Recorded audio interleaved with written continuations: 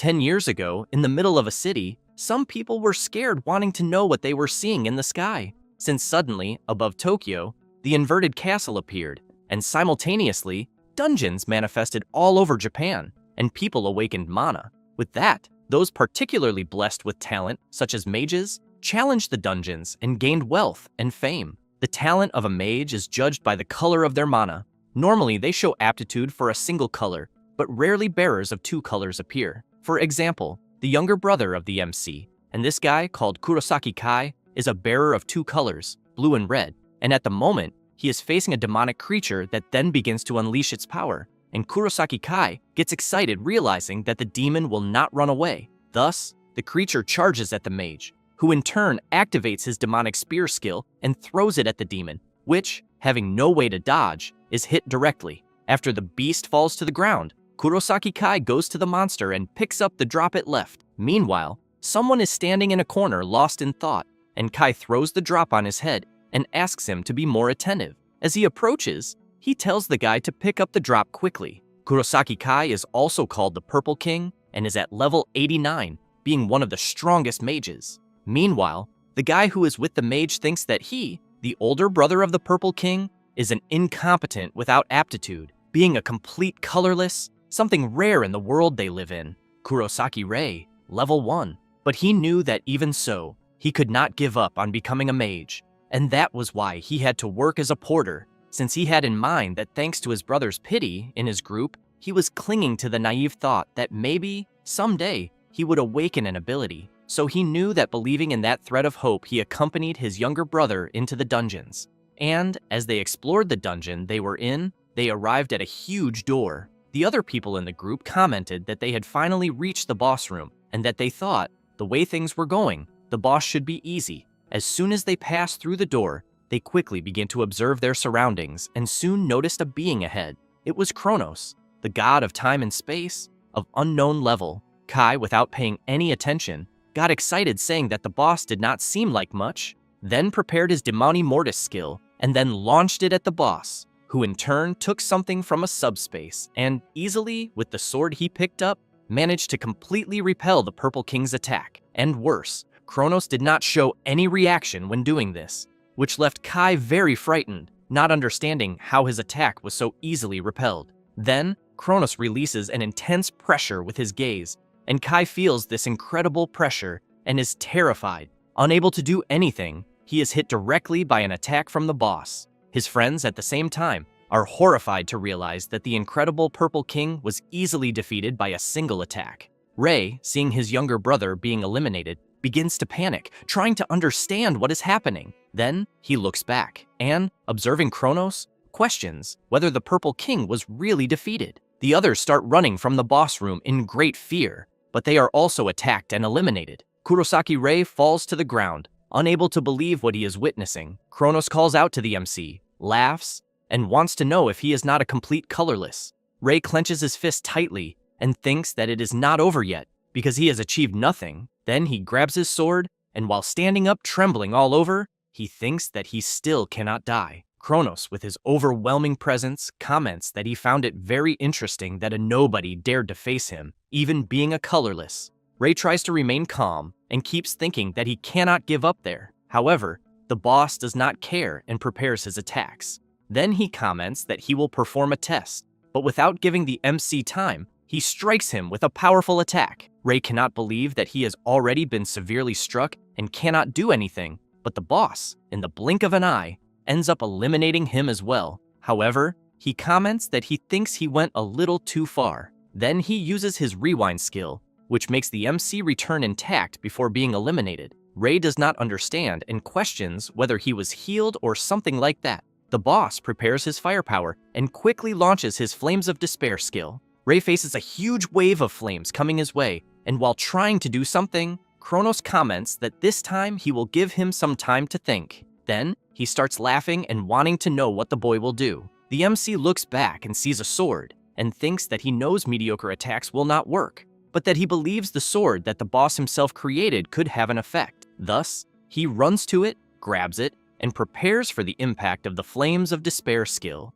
With this, Rei realizes that the blade of the sword can dissipate the flames, so he charges at Kronos. However, while advancing, his body begins to be burned by the intense heat of the flames. Ray tries to resist the pain. The boss just watches from afar until he is surprised by something. It is the MC driving the sword deep into the boss's chest. Ray, with much of his body burning, thinks he struck Kronos directly with his attack, but he, in turn, laughs and activates his rewind skill again. Ray is frightened to realize that he has returned to before striking his attack on the boss. While his wound is healed, Kronos comments to the MC that it was fine entertainment. Ray drops the sword on the ground, falls to his knees, and as he begins to panic, he thinks that everything he did was absolutely useless. Then he questions whether this is how he will be eliminated, until out of nowhere, he is very surprised by a system screen right in front of him, warning that the presence of a god of time and space has been confirmed, and the seal of the black skill is released. Kronos notices something strange,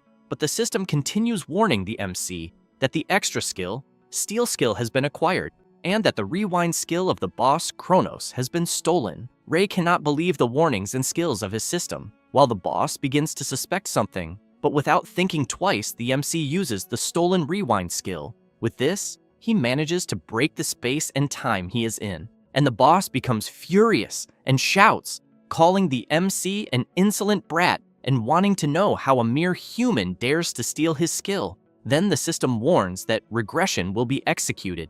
Thus, time begins to regress, and Kurosaki Ray is thrown back to some time of his choice.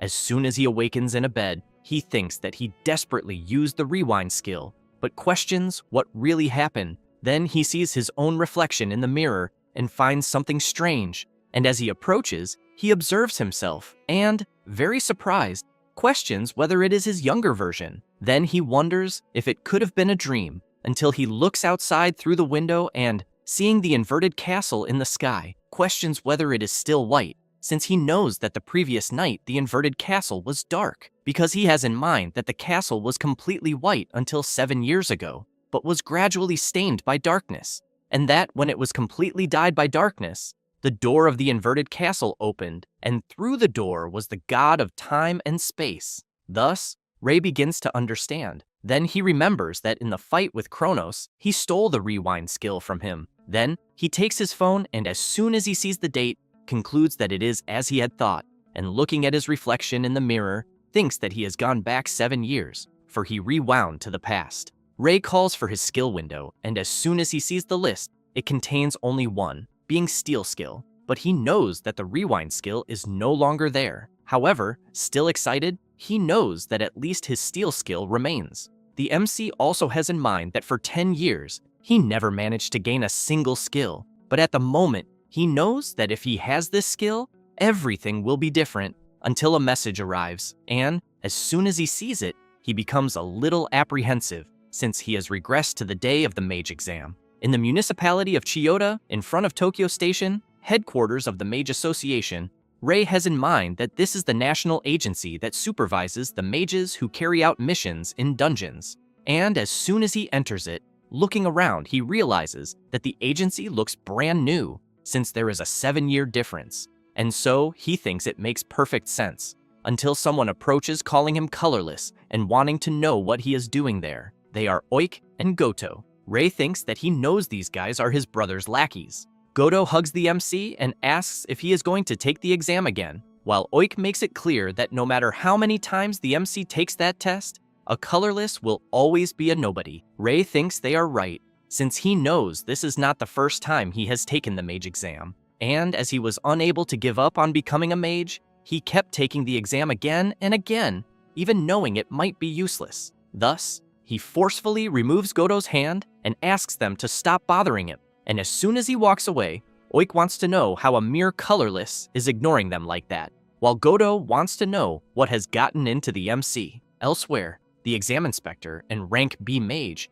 Hina Reina, is analyzing some papers, and as soon as she sees a certain person, she wants to know if he is there again. Then she takes a deep breath and makes it clear to the MC that even if it is just an exam, she thinks he may end up dying one day. Ray laughs and comments that this time everything will work out. As soon as they enter the exam site, the inspector wants to know if he really will not want her to explain the details. He keeps looking at the portal entrance and replies yes. As soon as he passes through it, he thinks that he needs to collect 3 magic stones from goblins to pass, and that normally, for someone who has awakened an ability, it would be a piece of cake. Then, he thinks this will end once and for all. It does not take long for a sinister creature to begin to approach. Ray reflects that, with an incident that also happened in the future, he knows that the appearance of a monster that should not be in a level 1 dungeon, since he is facing a Red Hood goblin of level 37. Hinata cannot believe it, and screams wanting to know why a level 37 monster would be there. Thus, she equips her sword, and,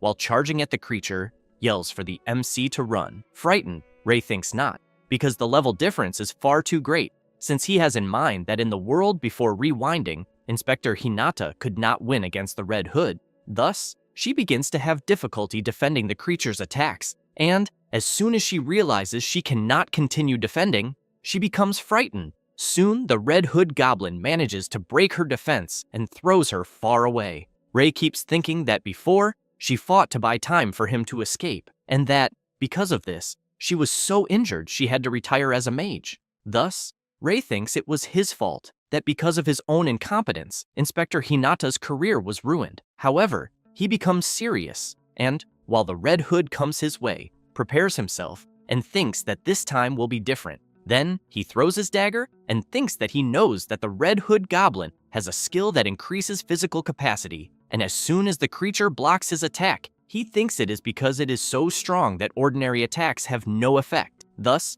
he jumps and delivers a punch right in the middle of the Red Hood's face. Then, he hopes it worked, but the creature becomes even more furious and prepares its attack. However, the Red Hood feels something strange and becomes confused, trying to understand what happened. At that moment, a system notification appears, informing the MC that he has stolen the body enhancement skill from the Red Hood, and that now his physical capacity has increased. Then he observes the Red Hood, and right after strikes it, and as soon as he eliminates it, he comments that now that he has stolen its skill, he thinks it is nothing more than a worthless piece of meat. The inspector, seeing this, is perplexed, and questions how the MC managed to defeat a Red Hood with a single blow. Ray takes a deep breath and thinks that as expected, his ability to steal other abilities is truly an incredible power. Hinata goes to him, calls him, and asks how he managed to do that. He feels very embarrassed and thinks that for now, it is better not to mention anything about his black abilities,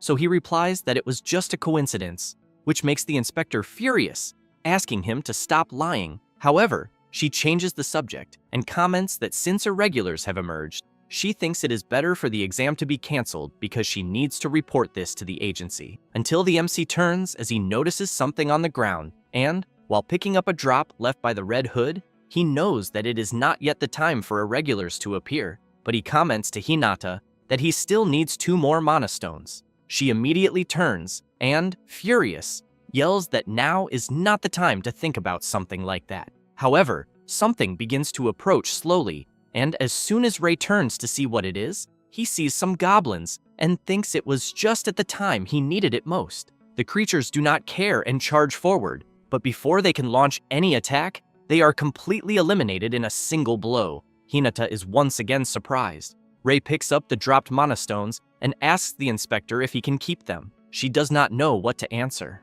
Later, at the entrance of the main headquarters of the Mage Association, Inspector Hinata hands the mage license to the MC, and as soon as he takes it in his hand, he keeps observing. Then he begins to think that it took a long time for this moment to arrive, since he knows he was not capable of giving up on his dream of becoming a mage. He also knows that he was just a porter for 10 long years, but now he thinks he has finally become a mage, until he hears Hinata asking him to see the details about exchanging the mana stones.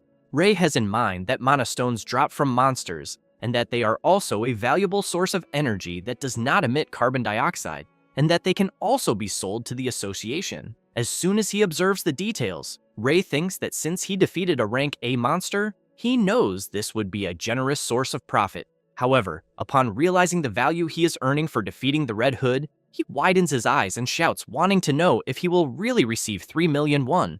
Hinata replies yes, because after all, he defeated a Red Hood. Ray, still in disbelief, comments that he had no idea that mages earned such a huge amount of money. The inspector laughs and makes it clear that if it is him, she thinks he will receive even more soon. While she keeps laughing, the MC remembers something and comments that he has a request to make. After going to a reserved place and before a portal, Ray raises his hand and sees that the place is indeed reserved for him. Then he thinks that until now, he could not even dream of entering a solo dungeon. Then he remembers the inspector hospitalized after facing the Red Hood before rewinding, and that now she is safe and sound. Thus, he is glad and thinks that now he can change the future. Until, out of nowhere, someone uses a mana hand skill and grabs the MC. Someone approaches wanting to know what Ray thinks he is doing there. They are Godo and Oik, who want to know how a colorless like the MC thinks he has the guts to face a solo dungeon, and if by any chance he knows that this is against the rules. Ray says that he passed the mage exam and that therefore he has permission to enter a solo dungeon. Goto does not like hearing this at all and asks the MC to stop talking nonsense. Oik, however, grabs Ray's head and, furious, demands that he show his abilities then. Ray, while channeling his power, thinks that Oik's ability is one that compresses mana into physical form, being the mana hand, and that is why he knows that the extreme body enhancement he stole from the Red Hood will not be enough to get rid of it. However, he thinks of something, plants his foot firmly on the ground, and jumps, headbutting Oik right in the face, injuring his nose badly. Then the system informs that the MC managed to steal the mana hand ability, and that, because of this, the enemy's mana hand was deactivated. While the magic is dissipated, both Oik and Goto keep trying to understand what the hell is happening. Without hesitation, Ray activates his stolen mana hand technique and grabs Oik with full force. He begins to sweat cold and in disbelief asks the MC if he really awakened abilities. Goto takes advantage of Ray being occupied and charges forward, saying that he should not think of getting excited over so little, and as he approaches, he prepares his fireball. Ray activates his extreme body enhancement ability and completely dissipates Goto's fireball attack. He cannot believe that his attack was so easily dissipated. The MC takes advantage of the opening and charges with full force, landing a punch on Goto and throwing him hard against the wall. Oik is even more surprised to see that the MC also obtained body enhancement. Thus, the two keep watching Ray unleashing his incredible power and ask if he could really be a two-colored mage. The MC takes a deep breath and replies no, and, while channeling a new power into his hand, the system notifies that he has stolen Goto's fireball ability. With that, Ray, while holding his fireball, makes it clear to both of them that they forgot to mention one more ability. Goto cannot believe that the MC apparently possesses a third color, as he has never heard of such a thing. Ray prepares his attack and then launches it at his opponent, who has to jump to the side to avoid being hit. At that moment, Oik realizes that the mana hand skill that was restraining him has been undone. The MC, while preparing his fireball skill again, wants to know if they still want to continue the fight. Oik and Goto look at each other for a brief moment and then run away, screaming and begging the MC to forgive them. Ray breathes a sigh of relief and thinks that if his brother finds out about this, it will not end well, as he has always been treated like his brother's little dog. Then he thinks that if Kai discovers that he awakened a skill, he will surely come after him, especially since his brother has already reached level 50, making him one of the strongest of the modern era. However, he also knows that Kai is not the only one he needs to be careful with, as soon a certain dungeon will be unlocked. Thus, he stands before the dungeon entrance and concludes that for now, he needs to raise his level by any means possible. And as he enters the portal, he thinks that he knows that level is the basis of strength, and that leveling up allows one to learn skills and increase mana capacity. However, he reflects that more important than that is the amount of mana one can control. Then out of nowhere, an explosion happens right in front of him, and a level 38 flame mage appears. Ray, while preparing his fireball, knows he can barely control it. The flame mage prepares his skill, and the MC thinks that the difference in level makes a huge impact even when it comes to the same technique. Without giving Ray time to think of a strategy,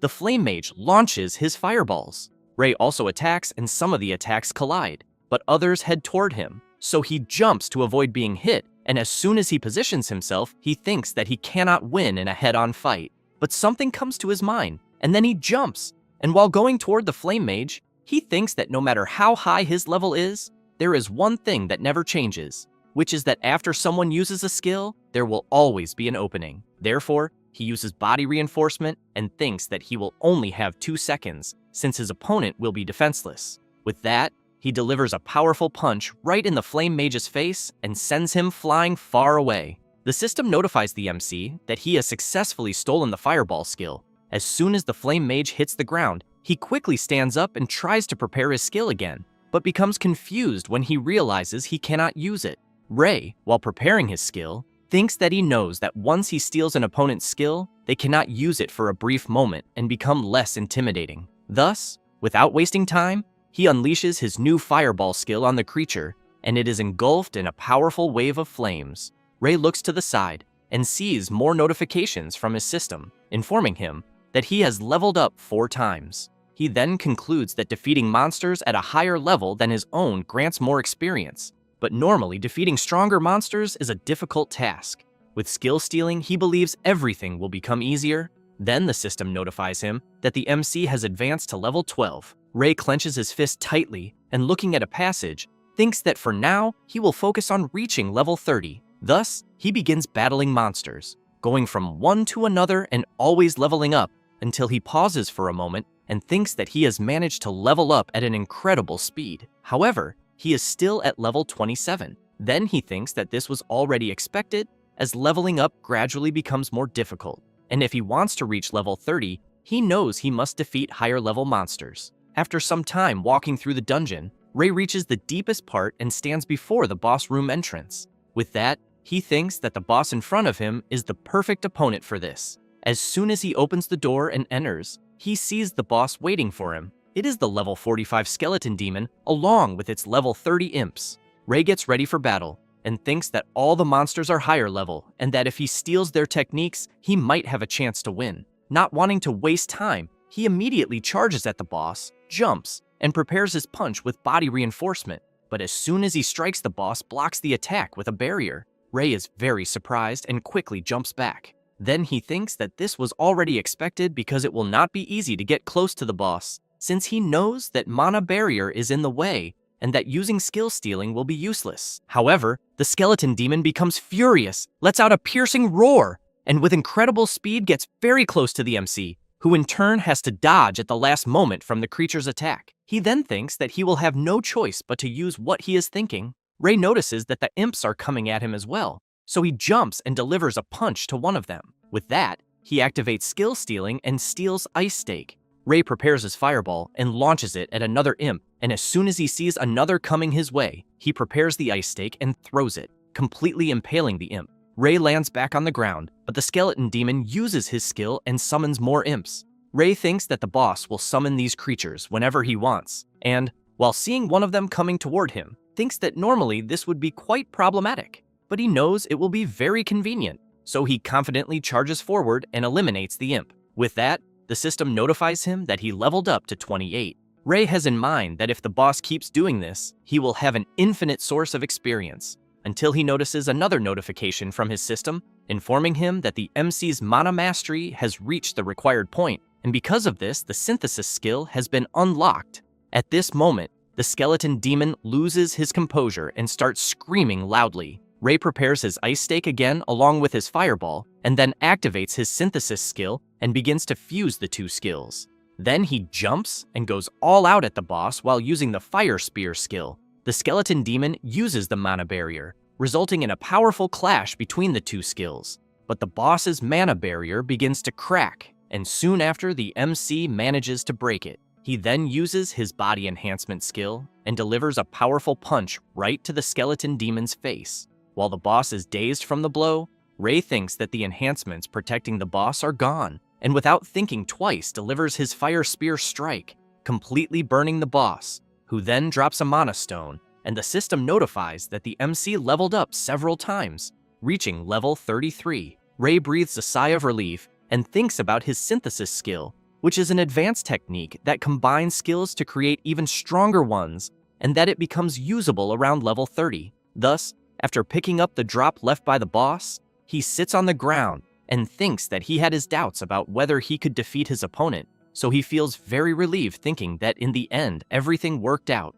until he is surprised to see a system notification informing him that the required level was reached and that the limit of skills acquired through skill stealing increased, and now the available skill slots have increased to 5. Ray is happy thinking that now things will become even more convenient. After some time, As soon as he leaves the dungeon and returns to the agency entrance, he hands in the mana stone he obtained. Hinata is very impressed and shouts, wanting to know if the MC really managed to defeat the skeleton demon alone, and is even more surprised to learn that Rei is already at level 33 in just one day. He becomes embarrassed and comments that he thinks it was just a matter of luck. Hinata becomes a little suspicious and comments that leveling past 30 in a single day, that so-called luck he is talking about, is a little beyond the existential plane they live in. Rei just gives an awkward laugh. The inspector also emphasizes that with his current level, he can become a rank B mage without delay, until Kurosaki Kai arrives and is surprised to see his brother there.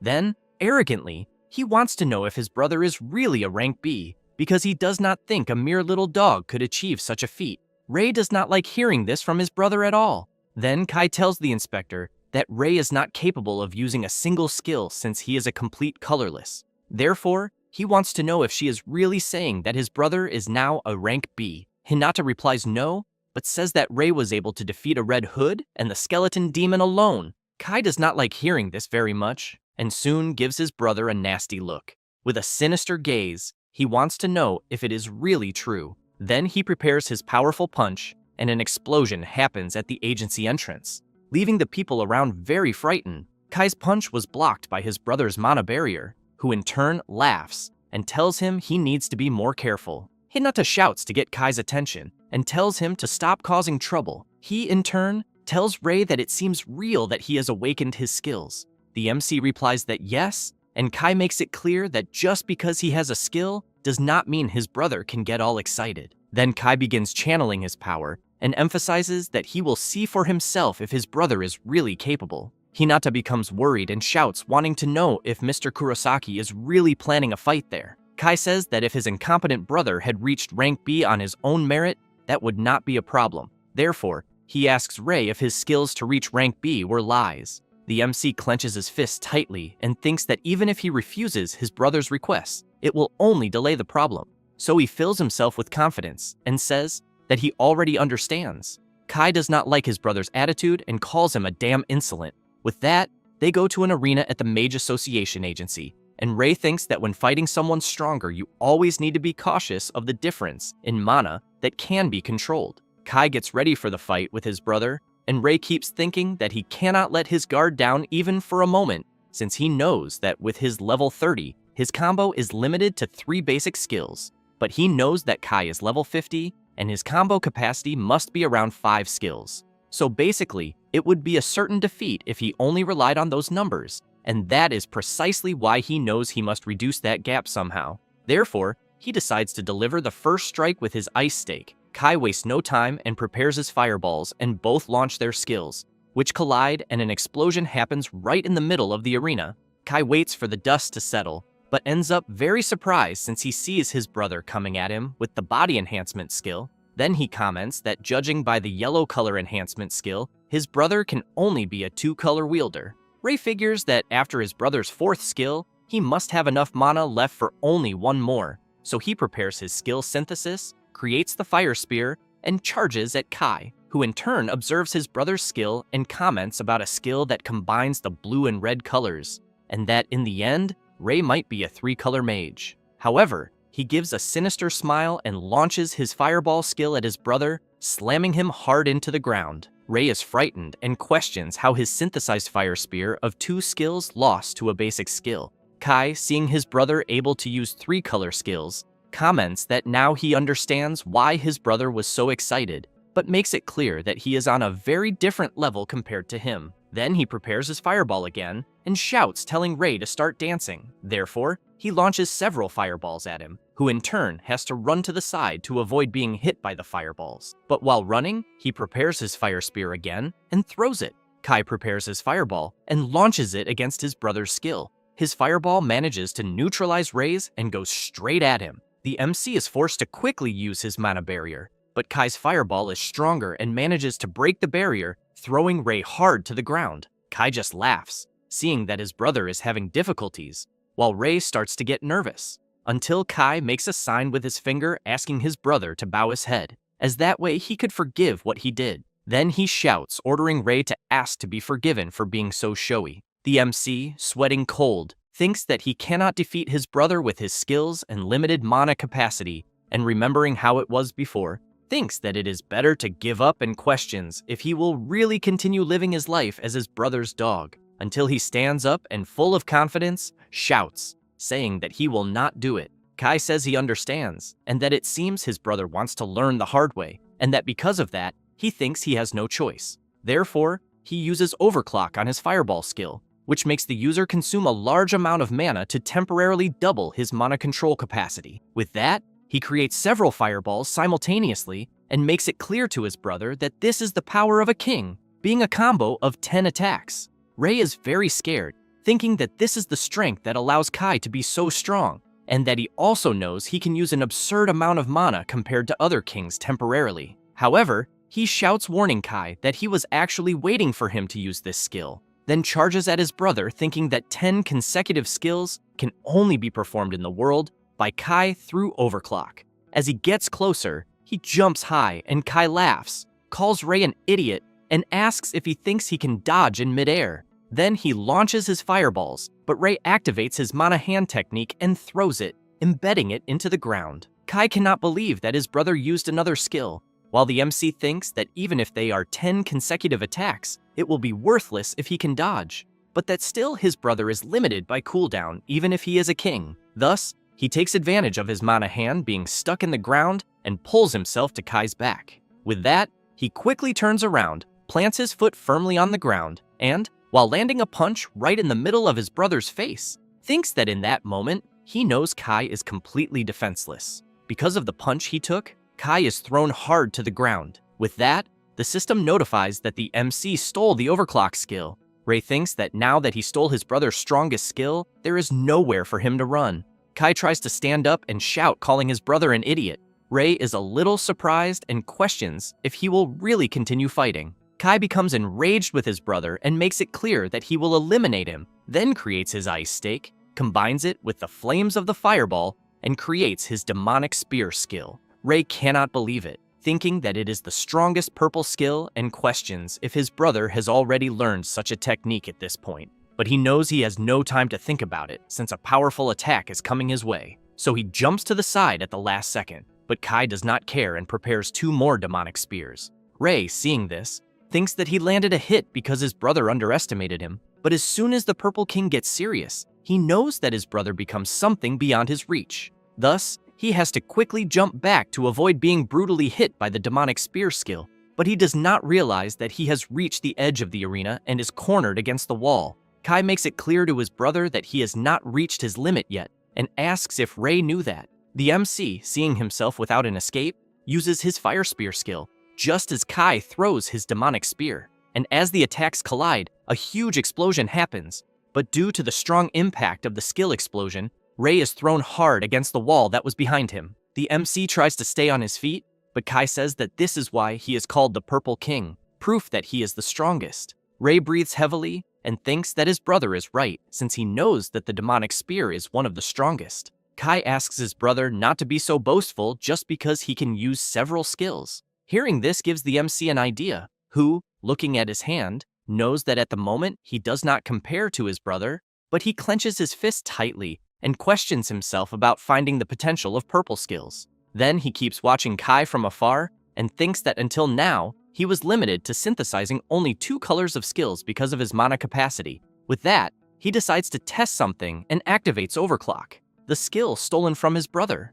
Kai cannot believe it, seeing Ray using his technique and questions if this is really possible. The MC, while seeing a system screen appear in front of him, thinks that now his mana capacity has doubled. The system notifies that the MC's mana capacity has been increased due to the activation effect of Overclock, and the Black Synthesis skill has been unlocked. Ray becomes excited to know that he unlocked a new skill at the moment he needed it most. Kai, while preparing his fireball, keeps watching his brother and wonders what he is planning. Ray keeps watching the power flow into his hand, as he has in mind that this is the 3-color synthesis that no one has ever achieved before. Thus, he begins to merge the red skill with the blue, and finally the yellow skill, forming a new dark power, the Abyssal Flame. Kai cannot believe he is seeing a black mana power. Ray thinks that the basic mana colors are blue, red, and yellow, and that he always heard from people that he was not suited for any of these 3 colors, but he knows that was not the case since he already consumed this mana.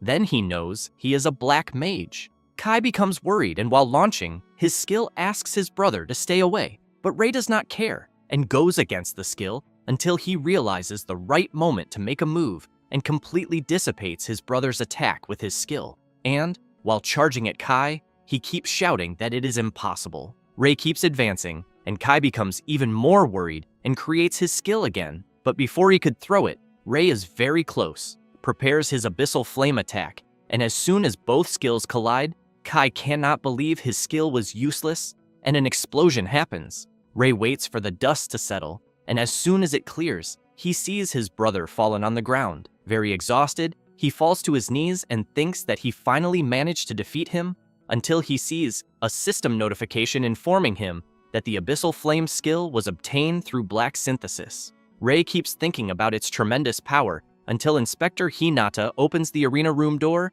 and immediately wants to know if Ray is okay. A little embarrassed, he replies yes, but very surprised she wants to know what skill he just used. Ray thinks that it was already expected that he could no longer hide his situation, so he extends his hand, and as he channels his new power, he comments that he thinks it seems to be a black skill. Hinata is very surprised and then says that she thinks that if it is true, it could be the first in the world. Ray wants to know if he will be obliged to report to the association about the black skill, as he wanted, if possible, to keep this power a secret. Hinata becomes confused with Ray's request, but emphasizes that this would be the same as losing a great opportunity. Ray also does not understand and asks her to be clearer. Hinata says that the strongest mage of each color receives the title of king, but that, in short, since the MC is the only black mage in the world, he would be considered the Black King. Ray keeps thinking about it, but ends up saying that for now, he thinks he is not interested in that, and thinks that it is not as if his level would suddenly rise just by becoming king, until he looks to the side, and seeing his brother defeated on the ground, wants to know if he will be okay. Hinata says that he is a king, and therefore will recover soon, even with all the injuries. But she makes it clear that even so, she will take him to the medical wing, until both their phones receive a message, and Ray cannot believe what he is seeing, as it is an alert of a dungeon that appeared at the west entrance of Ikebukuro Park, and the recommended level is 70. Hinata cannot believe it either, but Ray knows the time has come because he has in mind that it is the Ikebukuro dungeon, and its recommended level is 70, and that even though most kings are around level 50, in the first week they realized how weak they were, and as a result, the Ikebukuro dungeon was abandoned. However, this was the starting point of a tragedy since the dungeon break occurred. Ray knows that at that time something like that was still unknown, and that if a dungeon is not conquered within a certain time, the monsters will come out of the portal. With that, the Ikebukuro dungeon was the first recorded break, and because of that, the city of Tokyo became filled with monsters. Many people lost their lives. Ray knows he cannot allow that tragedy to repeat, and that he needs to stop the dungeon collapse somehow.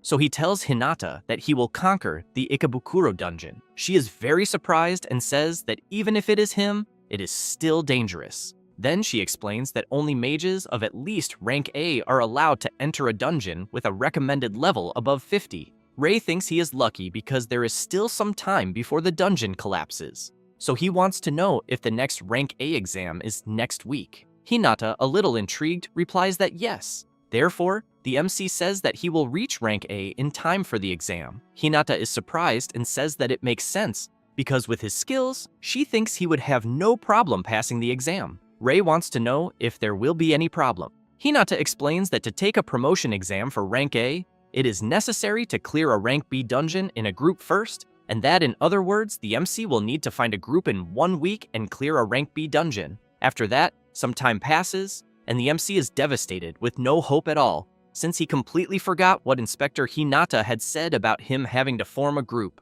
And as soon as he clicks on the messages on his phone, he sees several people wanting to know why they would join him, a complete colorless. Then he thinks that apparently news about being colorless has already spread. He also knows that he has 1 week to explore an unexplored rank B dungeon, and that he thinks it will most likely be difficult to clear it alone. Therefore, he takes a deep breath and questions what he will do, until he hears someone calling another person. It is a woman with 2 more friends telling another person that she can bet she will make her work hard. The MC watches the three speaking rudely to the other and questions what is happening. The woman makes it clear that she allowed the other girl to join them since she heard she was a two-color wielder, but that her fire skill is garbage. The girl apologizes. Ray stands up and thinks that he ended up seeing something very uncomfortable since he has in mind that he was also treated the same way not long ago. The woman continues being rude, telling the girl named Ichinos that she is dead weight. Ray, as soon as he hears that name, questions if the girl is really Ichinos Aya, since he remembers that she would be known as the Scarlet Queen in the future, but that currently she is still an incompetent mage. However, he thinks that he never imagined she would have been treated like that by her own group. Ichinos says that if she is kicked out of the group, she will not be able to cover her sister's medical expenses. So she shouts that she will do her best next time. The woman tells Ichinos to prove it during the raid they will have later. Otherwise, she will end up on the street. Ichinos replies that yes, and that she will do her best. Thus, they start to leave, and Ray keeps questioning if everything will be okay. After that, the MC is heading back to his house. And quite intrigued, he thinks that Ichinos will become the Scarlet Queen in a few years. But he knows that before reaching that point, it seems she went through several hardships because, as he remembers, she experienced an incident around this same time when she was seriously injured during a battle against a boss and fell into a coma for several years. Until, while thinking about all this, he remembers one more thing and questions if probably that incident would not happen in the raid she was going to do with the others. He knows he is not sure about it, but it does not seem that she was normal. Thus, he concludes that it is better to hurry. After some time already inside the dungeon, Ichinos' group stands before the boss who drives his huge sword into the ground. This is the level 45 Dullahan. The woman smiles and says she had an idea, then pushes Ichinos forward and tells her to face the boss alone. Ichinos is terrified and says there is no way to defeat a Dullahan alone. The woman replies that if that is the case, then Ichinos better pack her bags. She says no and that she will try. The woman says she hopes she gives her best and asks if Ichinos will do all this for her little sister. She becomes thoughtful, but soon turns to the boss and replies that she understands. Ichinos trembles all over, but still prepares her fireball and throws it at the Dullahan. However, the attack has no effect on the creature who just stands still. Ichinos becomes very worried seeing that her skill had no effect at all. At that moment, Dullahan jumps up and comes down, striking his attack on the ground, and due to the strong impact throws Ichinos far away. While lying down, she sees the boss coming at her, and as soon as Dullahan approaches to strike his blow, Ichinos closes her eyes and thinks that she knew she was really useless. However, someone arrives shouting while using the extreme body enhancement skill. It is the MC who appears preventing Dullahan's attack. Ichinos is very surprised while the MC exerts great force and throws Dullahan hard against a wall. Ray turns and asks if she is okay. Ichinos' group watches the MC from afar, and their leader wants to know who he is, because she knows that Dullahan is a heavy-type monster, and even so, the MC threw him away with one blow. Then she becomes frightened and really wants to know who he is. At that moment, Dullahan stands up and lets out a piercing roar. Ray thinks that this was already expected, that his blow was not enough to defeat the creature. Then he observes Dullahan and notices that his armor has a reinforcement ability and that normal attacks will not be able to penetrate it. So he charges forward, and as soon as he dodges Dullahan's attack, he thinks that he will steal his ability and nullify it. Then he uses his skill absorption technique. But as soon as he focuses on Dullahan, he realizes that it did not work and ends up receiving a blow that throws him back. Ichinos wants to know if he is okay. Ray replies that yes, and says that he managed to block it with his sword. The MC thinks that he already understood and concludes that Dullahan's armor is merely an external part and that he will need to touch the inside of his body. The creature in turn raises his huge sword and delivers a powerful attack aimed at the MC. Ray shouts, asking Ichinos to stay back and activates his magic barrier, blocking the creature's attack. The shockwave is so great that it throws the two girls who are with the leader far away, who in turn activates her skill and launches an ice stake. However, Dullahan counterattacks with his blow and completely destroys the ice stake. The woman cannot believe it and is hit by the attack, being thrown hard against the wall. Ray looks at the boss and questions if his ice stake really did not work. Thus, he prepares his skill synthesis and thinks that he needs one that will go beyond Dullahan's reinforcement power. Ichinos is very surprised to see that the MC is using black mana. Ray prepares his attack, as does Dullahan, but the boss attacks first, and the blow goes straight at the MC, who waits for the attack to get a little closer and immediately uses his Abyssal Flame skill, completely dissipating Dullahan's attack. And due to the powerful strength, the attack continues toward the creature, who as soon as it is hit head-on, has his armor beginning to crack, and a huge explosion happens around him. Dullahan, with not much left to do, ends up being defeated and soon drops an item as it disappears. Ichino's, very surprised, questions if the MC managed to defeat Dullahan with just a single blow, and, as she observes him, thinks that he is quite amazing. Then she calls him and thanks him for saving her life. Rei says that he is happy to see that she is fine. The MC picks up his drop and, looking at the girl, thinks that he managed to save Ichinos in the end, until the leader of the girls' group stands up and shouts, wanting to know what the hell is going on. Very apprehensive, she thinks that the boy in front of her is really strong, then gives a sinister smile and thinks that the reward should be hers. Therefore, she goes up to the two, asking them to wait, and makes it clear that the reward goes to the person who registered for the dungeon. So she asks the MC to hand over the mana stone. Ichinos asks her to wait and says that the person beside her saved everyone. Rei emphasizes that he does not mind giving her the drop, but in exchange he wants Ichinos to be part of his group, which leaves both her and the group leader confused with the sudden request. Rei smiles and, looking at Ichinos, stresses that he only wants that if she wants it. The group leader starts laughing and says that she was worried about what he was going to ask, then replies that she accepts his request. Then she puts her hand on Ichinos' shoulder and wants to know if she accepts the MC's request. She is a little hesitant, but replies that she is in his care from that moment on. The group leader quickly grabs the mana stone from the MC's hand and, while leaving, says that she never thought she would get so much money from dead weight. Rei does not like that at all, and since he knows who Ichinos will become, thinks that he can hardly wait to see the leader's face when that happens. Until Ichinos asks the MC for permission and thanks him for the invitation. He becomes embarrassed, apologizes, and explains that he ended up making her leave the group so suddenly, then wants to know if she is sure that everything is okay. She replies that she is just a burden, but ends up being surprised when she hears the MC saying that it is okay, and sees him extending his hand and saying that she will become much stronger than those who abandoned her. Ichinos wants to know if she will really get strong. Rei nods, implying yes, and then says that before going there, he had seen her at the association and ended up overhearing her whole conversation. She remembers the scene she had to go through and feels a little sad. The MC notices this and quickly apologizes, but explains that it was by coincidence, although he thinks he can help her. He says this and extends his hand once again. She is a little reluctant, but soon replies that it is okay and that she is under his care. He is happy to know this, and as soon as he takes her hand, he comments that he feels the same.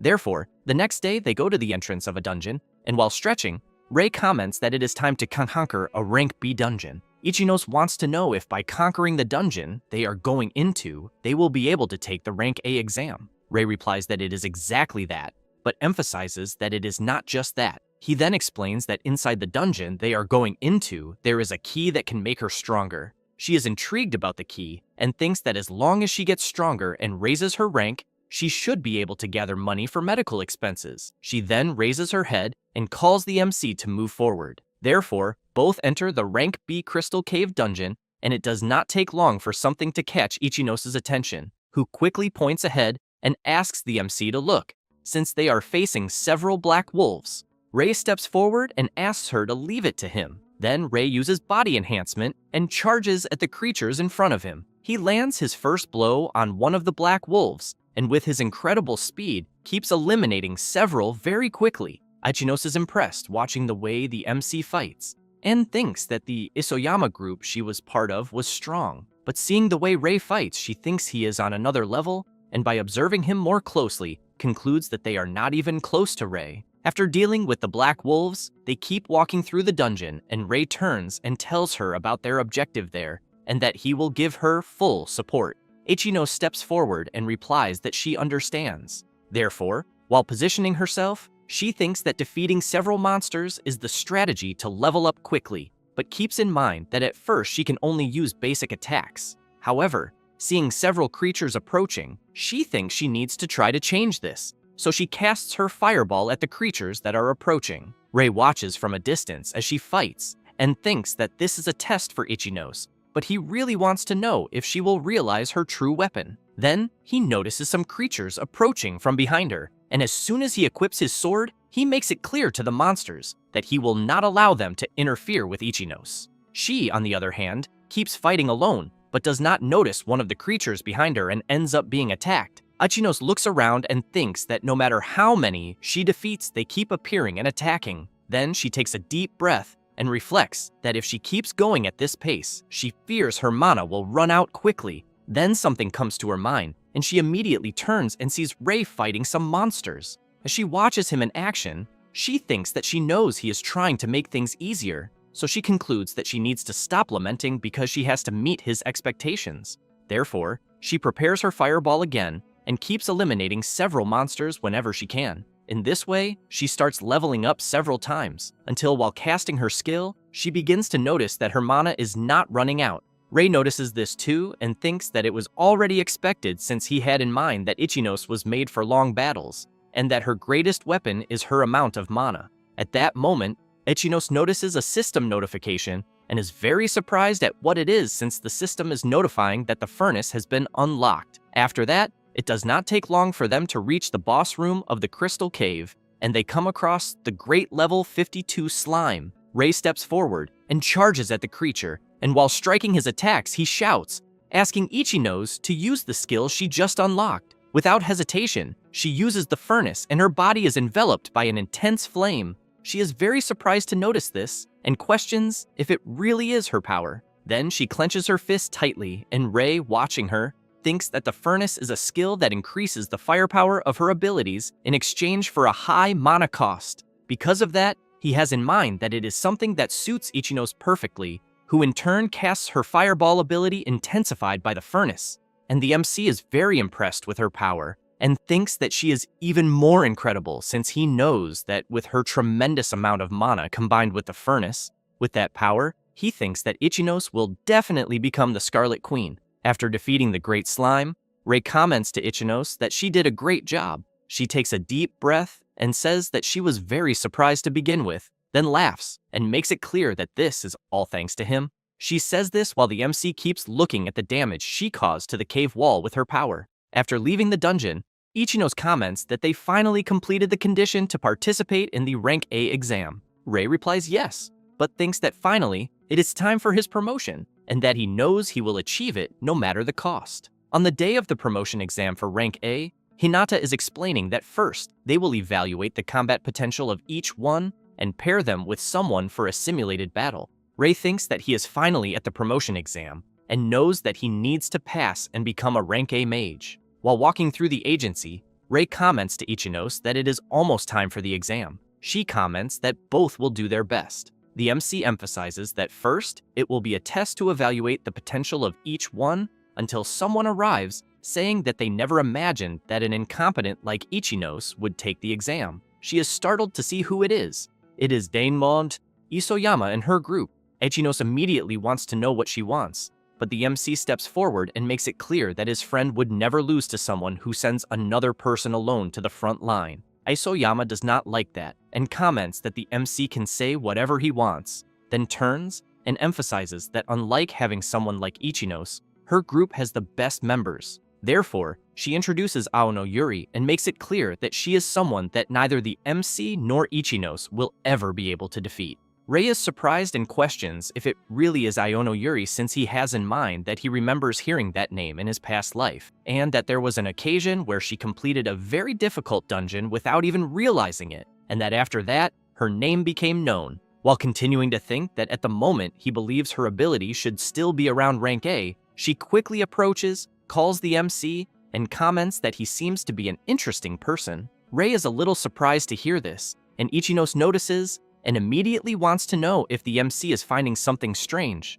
Aono, as soon as she hears the name of the MC, is intrigued and wants to know if he is Kurosaki Kai's brother because she heard that the Purple King was defeated by someone. Then, she points her finger at the MC and asks if it was him who defeated the Purple King. While Rei thinks that she knows things, Ichinos cannot believe what she just heard and asks her friend if it is true. But Aono turns saying that she does not care about that and emphasizes that it is not as if the MC would be able to defeat her. Therefore, she leaves saying that there is a rumor circulating about the Purple King, and that she thinks maybe he is not even a match in the end. Rei smiles and thinks that Aono is a very intriguing person. After that, already at the training field of the Mage Association Agency, a guy comments that they will evaluate the combat potential of each one using the artificial golem at his side. He then explains that the golem in question is coated with a special stone much stronger than common stones, and that therefore everyone should give their best without fear. That said, he calls Kurosaki Rei to be the first. As soon as the MC approaches, the golem immediately enters battle mode. Rei prepares his fireball, and some people around start laughing, wanting to know if the boy is really going to use fire magic against a golem.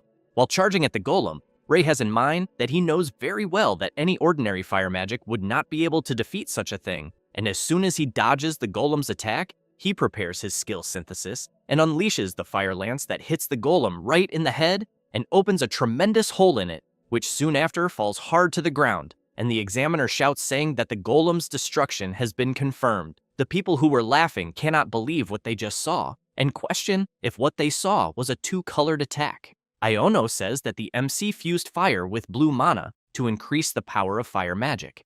After that, Ichinos is at the mana evaluation, and the examiner asks Ichinos to put her hands on the crystal to assess her mana quantity. Isoyama comments that she should be ashamed of herself. Ichinos, after placing her hand on the device, releases an incredible amount of power throughout her body. Isoyama and the others are left open-mouthed, not believing what they are seeing. Then, Isoyama starts thinking that Ichinos must at least be cheating because she does not think Ichinos could have that tremendous amount of mana. It does not take long for the simulated battle test to begin, and the examiner announces that they will start, thus announcing that the first battle will be between Ichinos and Isoyama. While Ichinos takes a deep breath to focus on the battle, Isoyama is thinking that she will show everyone the fraud that Ichinos is. As soon as the instructor shouts asking them to start, Isoyama wastes no time and casts her ice stake magic. Ichinos waits for the attack to get a little closer, and as soon as she prepares her fireball, she throws it towards the ice stakes,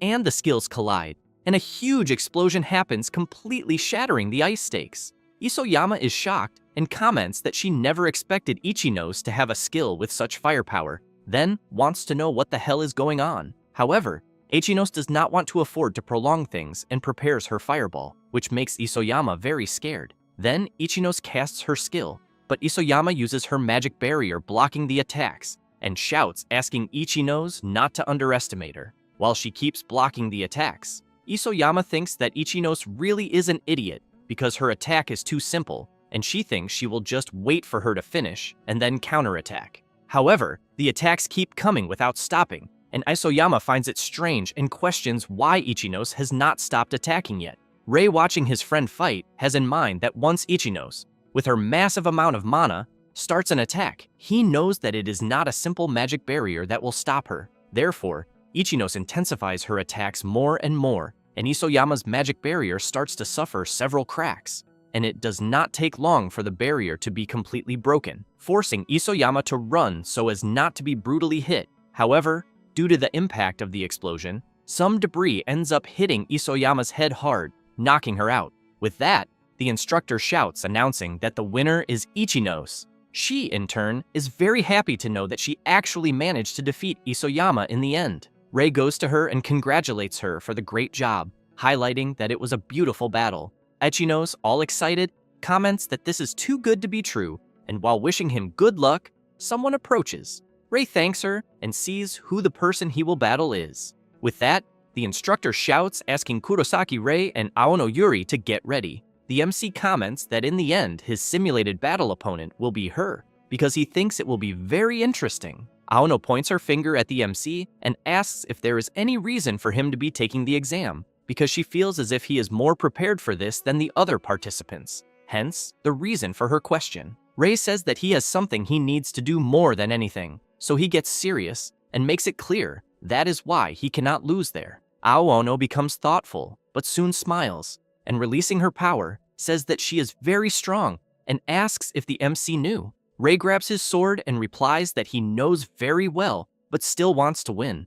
Aono comments that she already expected that and that she thinks he really is an interesting guy. Therefore, the instructor shouts asking the two to start the battle. Aono uses her skill and says she will attack first, then launches her ability at the MC, who in turn tries to defend himself by countering the strikes coming his way. While defending, he thinks that mana conversion is a rare skill that allows the user to manipulate mana freely. Then, he notices something coming from above and quickly jumps to the side to avoid being hit directly by Aono's skill. She laughs and makes it clear that he did well to dodge that attack, but Rei does not care and charges at her. She makes it clear that she cannot allow him to reach her so easily, so she launches more attacks. Rei uses his magic barrier to block the attacks and then delivers a counterattack, but she manages to dodge. The MC tries to take advantage of her being in the air and uses his skill synthesis, throwing his fire lance.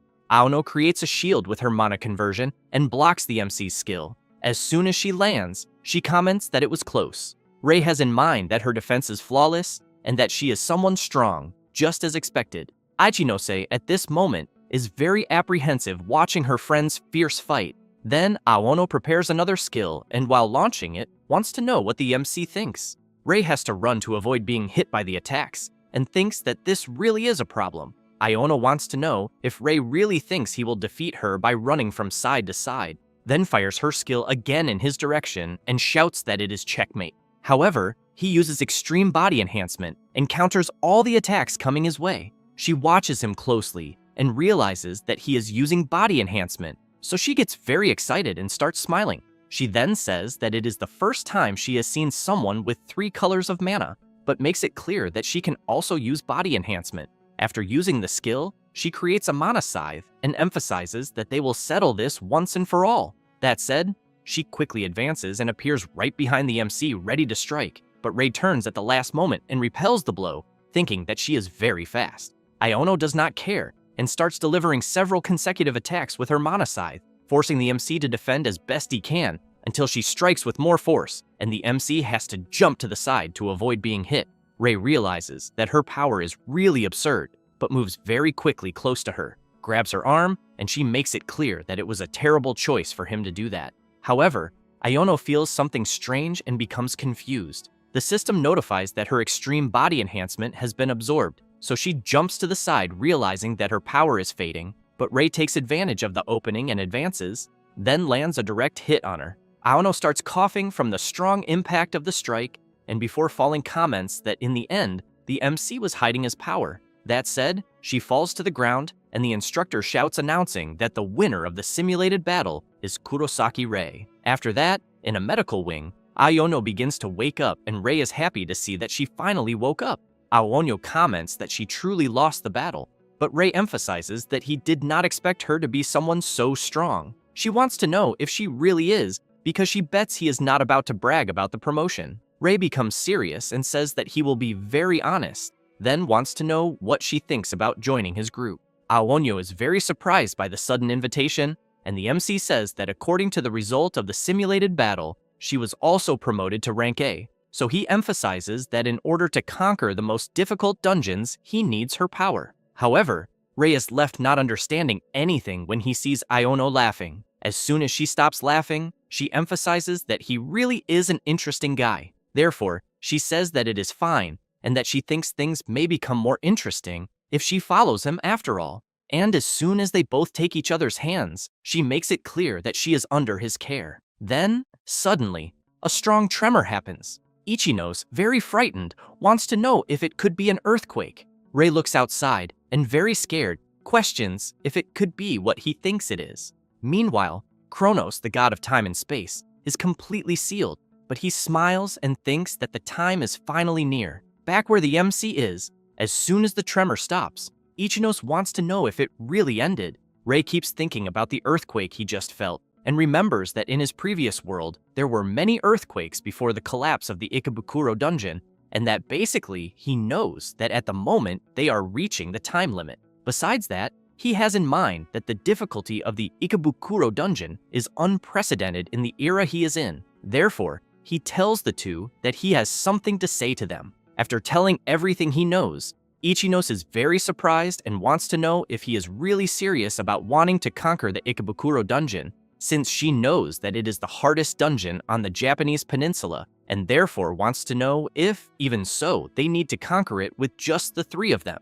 Aonyo wants to know if the MC is suggesting this because of the previous earthquake. He becomes serious, replies yes, and explains that he has a bad feeling about it, since there have been many reports lately about the appearance of irregular monsters, and also thinks that it seems like a prelude to something threatening. Iono makes it clear that she is fine with any situation that the MC decides to face, and also thinks that it is an interesting place to go after all. Ichino fills herself with confidence and promises that she will try her best not to be a burden to anyone. Rei breathes relieved and then thanks the two and says that they will conquer the Ikebukuro dungeon. The next day, at the reception of the Mage Association agency, someone arrives calling Inspector Hinata and saying that they have a favor to ask. It is the MC and his group, and Rei says that they want to conquer the Ikebukuro dungeon. After that, already in front of the dungeon, Iono says that she is really excited to know that she will have to face a super difficult dungeon with a recommended level above 70.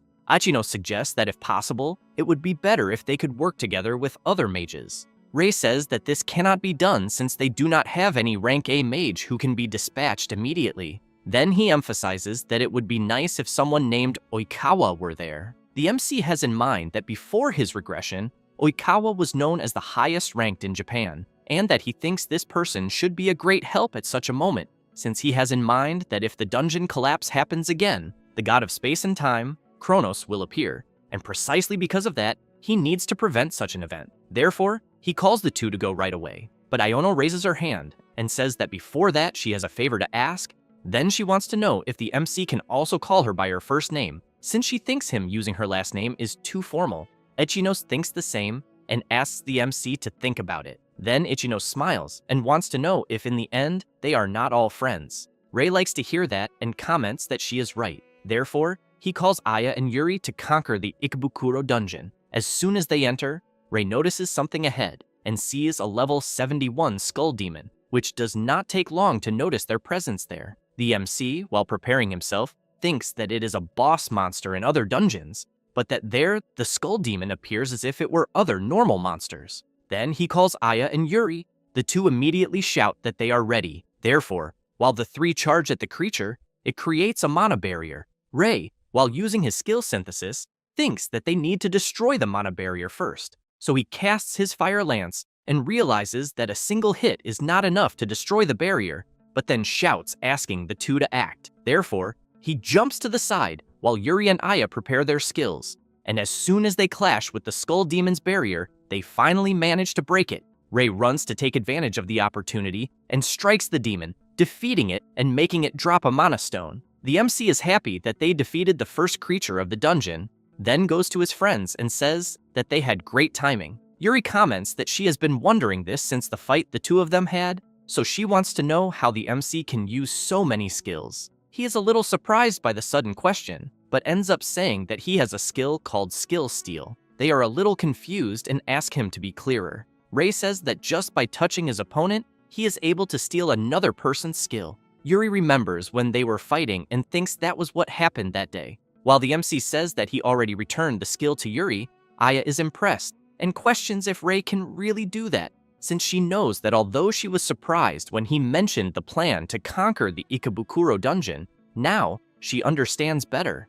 At that moment, Rei calls the two to continue moving forward. Aya thinks that as long as Rei is there, she believes they will be fine, and that she is sure she will not be a burden to them. After that, the MC keeps defeating some creatures, as do Yuri and Aya. It does not take long for them to reach the boss room.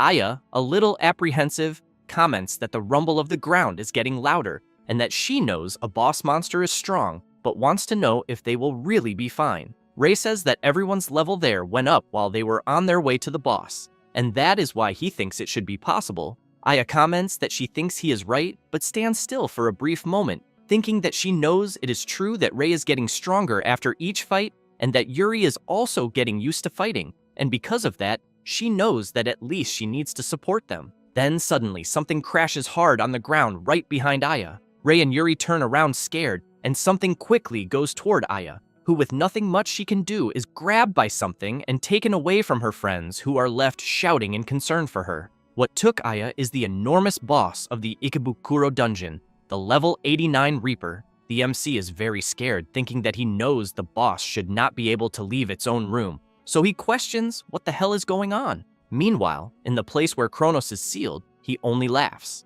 Yuri wants to know if the MC thinks what is happening really is something bad. He says that it is true that the situation is critical, but shouts that despite everything, they will have to save Aya no matter what happens. Meanwhile, in the domain where the god of time and space is imprisoned, he says that apparently the monsters have been released, and that he knows this is the limit of what he can do with his current power. So he hopes the MC becomes the first victim of the grand opening. Ray shouts, wanting to know if his friend is all right. Imprisoned, she tries to answer that somehow she is, but she thinks that although she can block, she cannot escape, and that she did not want to be dead weight for her friends. Ray notices that she managed to conjure a mana barrier around herself, but thinks that even for Aya, who has a great amount of mana, there is a limit, and by observing her from afar, he knows that he needs to use his abyssal flame, but thinks that Aya might get caught in the crossfire, and because of that, he has to find a way to save her. Therefore, the MC makes it clear to Yuri that he will try to draw the boss's tentacles' attention, and that she should try to save Aya in the meantime. She replies that it is fine, and emphasizes that it is not as if she had another choice. That said, the two charge at the boss, who quickly tries to strike the MC, but he manages to dodge at the last moment. Ray is frightened to realize that a normal attack from the creature has such destructive power, so he thinks that there is no way he can afford to be hit directly. After returning to the ground, something begins to happen on his back, and a tentacle bursts from the ground heading toward him. Aya is frightened, worried about Ray. The MC uses his mana hand, grabs the wall in front of him, and pulls himself to dodge the tentacle, then thinks that it was close. At that moment, Yuri comments that this amount of distraction is quite enough, so she jumps near where Aya is and strikes one of the tentacles trying to imprison Aya with her mana scythe. However, both the MC and Yuri are surprised by something since the boss is using a strengthening skill on one of the tentacles. With that, Yuri is forced to retreat, and as soon as the MC goes to her, he wants to know if Yuri is okay. She replies yes, but while the two face the boss, she wants to know if Ray does not think something is strange. He agrees with her and thinks that monsters with tentacles normally have low defense. However, he has never heard of one having a strengthening skill, and besides that, the creature also left its own room, and therefore he really thinks something is strange. Meanwhile, the god of time from where he is continues just observing. At that moment, the MC notices the boss preparing its next attack, and comments that unfortunately, they do not even have time to think. Then, both Ray and Yuri have to defend themselves as best they can from the boss's tentacle attacks. Aya watches this, and thinks that it is all her fault, since she knows she always relied on Ray and that he made her battle easier. Then, she hits her barrier and thinks that she needs to do something to help them, until Yuri tries to apply more force in her attacks, and ends up losing her mana scythe, and comments that she thinks things are getting really complicated. Ray starts to get worried, thinking that both of their mana is almost exhausted since they are fighting all the time. And, looking at Aya, he thinks that if everyone's mana were in perfect condition, things would be different, until he gets an idea. Then he shouts, asking Aya to use her mana fusion on them. She is a little confused, and Yuri wants to know if that skill is not useless because it consumes a large amount of mana, while they keep defending themselves from the boss's attacks. Ray has in mind that he knows it is true that mana fusion was considered useless in his previous life, but that thanks to a certain mage, the value was reversed, and the one who proved it was Aya herself. It was she who did it in his previous life. She, in turn,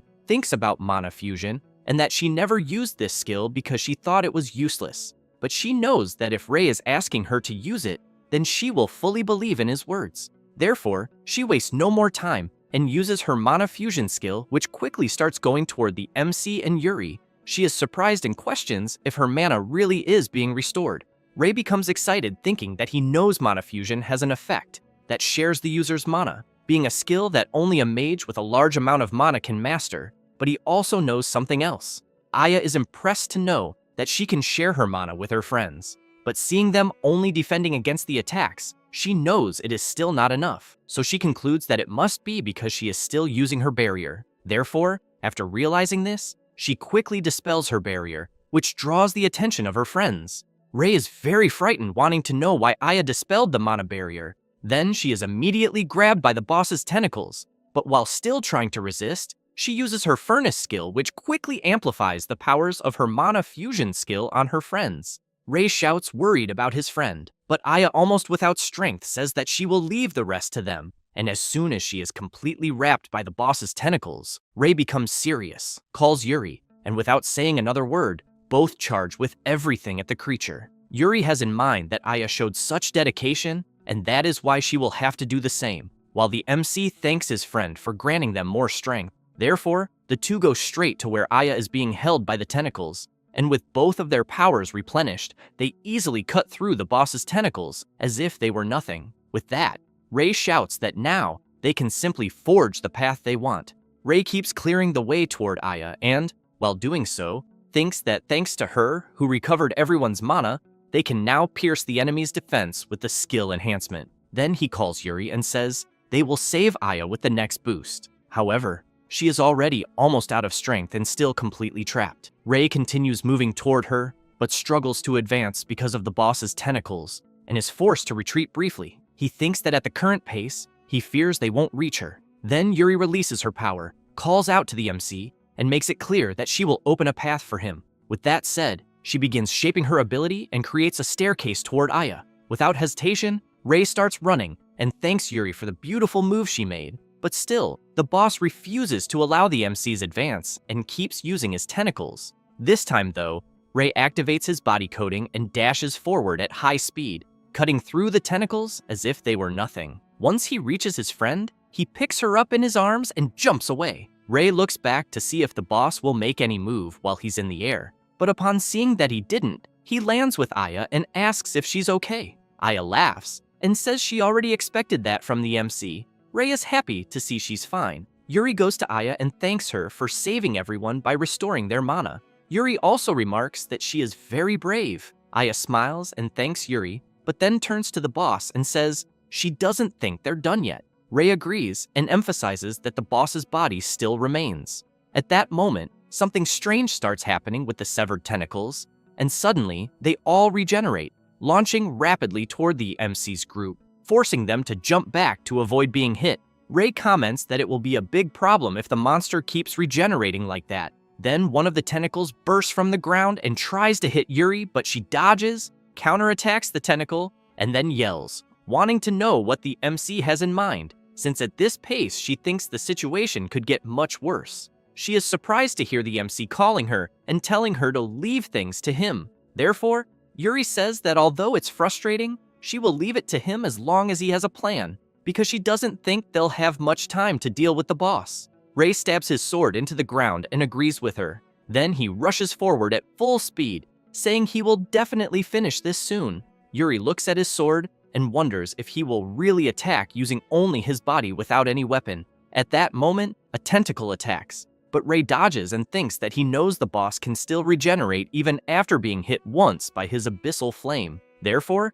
he activates his overclock and considers that if he doubles his firepower, things might turn out differently. Then he begins preparing his power and creates his abyssal flame. The boss doesn't stay still and lets out a huge roar. Rei waits for the right moment and as soon as he sees an opening, launches his abyssal flame skill at the creature, which becomes terrified upon seeing a powerful attack approaching but unable to do much, is brutally struck and has a hole blasted through its body. With that, the boss is defeated and crashes hard to the ground. Rei breathes in relief, seeing that his attack succeeded. Elsewhere, the god of time and space is very surprised to see his creature defeated. He thinks he never imagined the Reaper would be beaten. He then becomes angry and, still observing them, decides that he will make sure none of them leave alive. While Aya is excited to see that the MC managed to eliminate the creature, she doesn't notice something strange happening behind her, and a strange power begins emerging from the defeated creature, rapidly advancing toward the MC's group.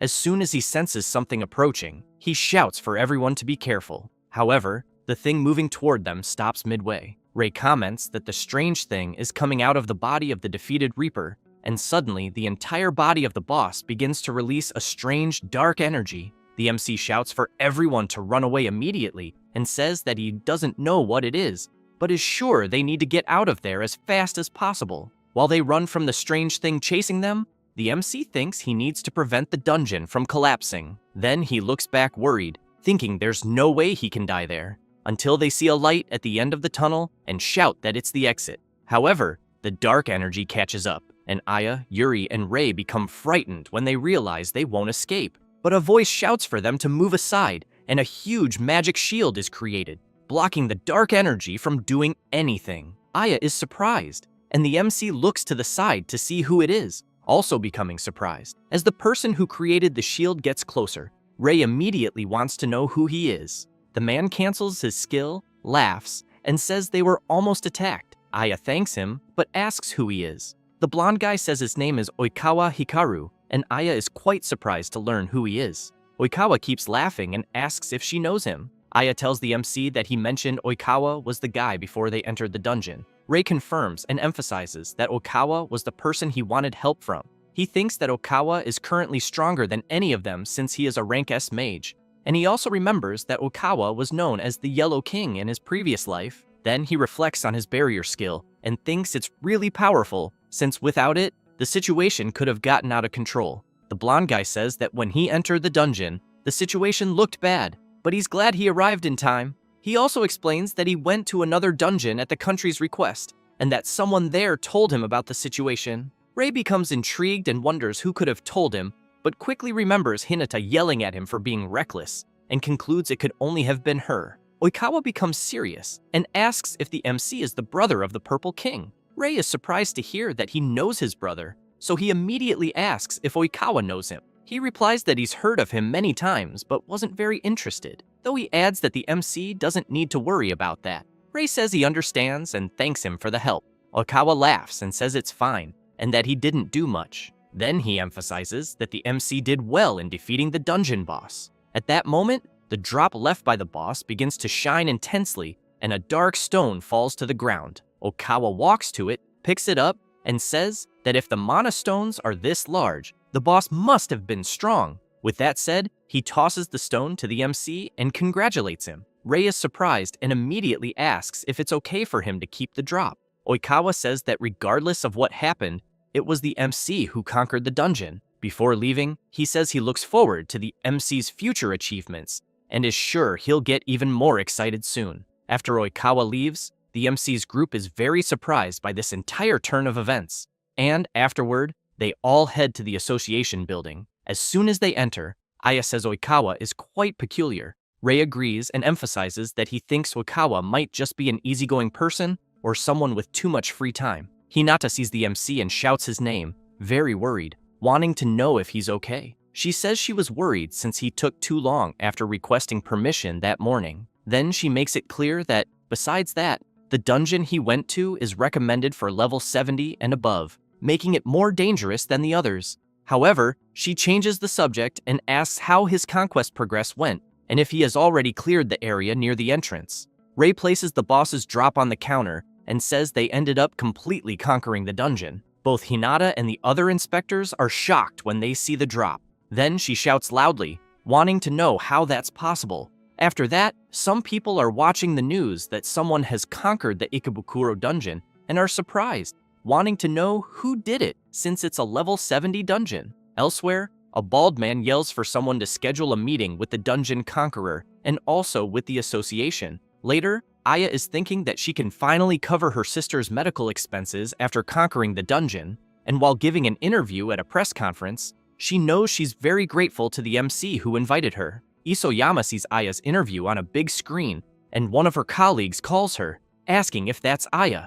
Isoyama is completely stunned, thinking this must be a lie. Kurosaki Kai sees the news that his brother is the dungeon conqueror, and immediately becomes furious, thinking his brother is a bastard. Meanwhile, someone is receiving a message from another person, asking if it's really true that a colorless one conquered the Ikebukuro dungeon. Then that same person comments that the MC has become a huge scandal and that apparently he's grown stronger. The conversation continues for a while, and finally, the mysterious person sends another message saying that the weakest person conquered the hardest dungeon, which is quite interesting. Oikawa, standing atop a building, messages someone else saying it's exactly as he expected. Meanwhile, the MC is walking through the city and looking up at the dungeon he conquered, thinks it's a good thing he managed to prevent the Ikebukuro dungeon from collapsing. But remembering the help he received, he clenches his fist tightly and concludes he only succeeded because everyone helped him. Then, he turns around and, very serious,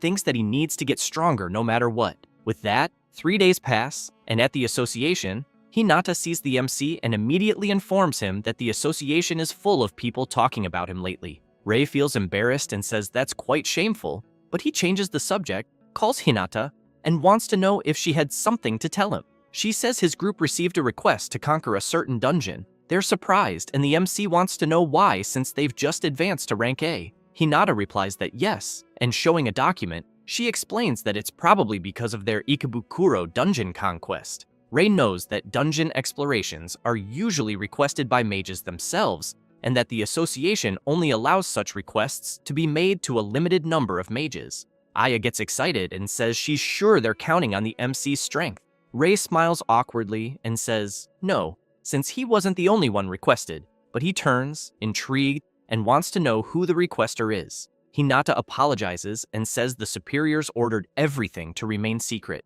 Yuri says that since it's an interesting mission, she wants to know why they can't accept it. The MC emphasizes that it's a request made through the association, so he doesn't think it seems suspicious. Hinata calls the MC and also tells him that, in addition to what she mentioned regarding the request, it seems that a rank S mage will accompany them. Thus, the next day, everyone is gathered, and the MC says the place where they'll meet the mage accompanying them is there. Aya wants to know what kind of person it could be. Then they turn as they hear someone calling them. It's Oikawa, who arrives saying they'll be working together on the dungeon conquest. Everyone is very surprised to find out that Oikawa will be joining them. After everyone enters the dungeon, Rei says he never thought Oikawa would be with them. He laughs and says he knew from the start and just wanted to surprise them, but adds that he's still excited about it since the whole world is paying attention to the conquest they'll achieve together. Aya emphasizes that she thinks Oikawa is a very carefree person. Rei says that regardless, he knows Oikawa is a rank S mage, but he calls him and says he heard there's a complicated mechanism inside the dungeon they're in. Oikawa confirms and explains that, based on the patrol team, they said there was a wall of fire blocking the way. Aya is intrigued to hear that, and the MC wants to know how they'll handle the situation. Oikawa starts showing off and says it will be with his barrier skill, since that means while he's there, a wall of fire will be nothing. Watching him brag nonstop, Rei thinks that so far, Oikawa seems to be a pretty friendly guy, but wonders why he finds everything so easy. Then the blonde guy emphasizes that everyone there will understand once they see him in action, and asks them to think of him as carrying them on a big ship. However, something catches the MC's attention as he sees several huge insects coming at them. So he shouts to everyone that a monster wave is approaching and they'll have to fight. The MC becomes serious and thinks it's the perfect time to see how strong a rank S mage really is, but ends up stunned when he sees Oikawa trembling in a corner. The blonde guy, shaking all over, says he's terrible against insect-type monsters. Aya shouts for him not to say that so proudly since he had claimed he would carry everyone there like a big ship. Rei makes it clear that they have no choice but to handle it themselves. With that said, as the insects get closer, the MC shouts for everyone to get ready for battle. Aya wastes no time and activates her fireball, and as soon as she throws it at the creatures, Yuri takes the opportunity to move forward, saying that these insects are nothing compared to the monsters they fought before. With that, she activates her mana conversion and begins defeating several insects. Rei watches the remaining ones closely, prepares his skill synthesis, and creates the fire spear, then throws it and hits multiple insects at once. Oikawa, still in the corner, is impressed by the MC's power. Aya gets excited and says they did it.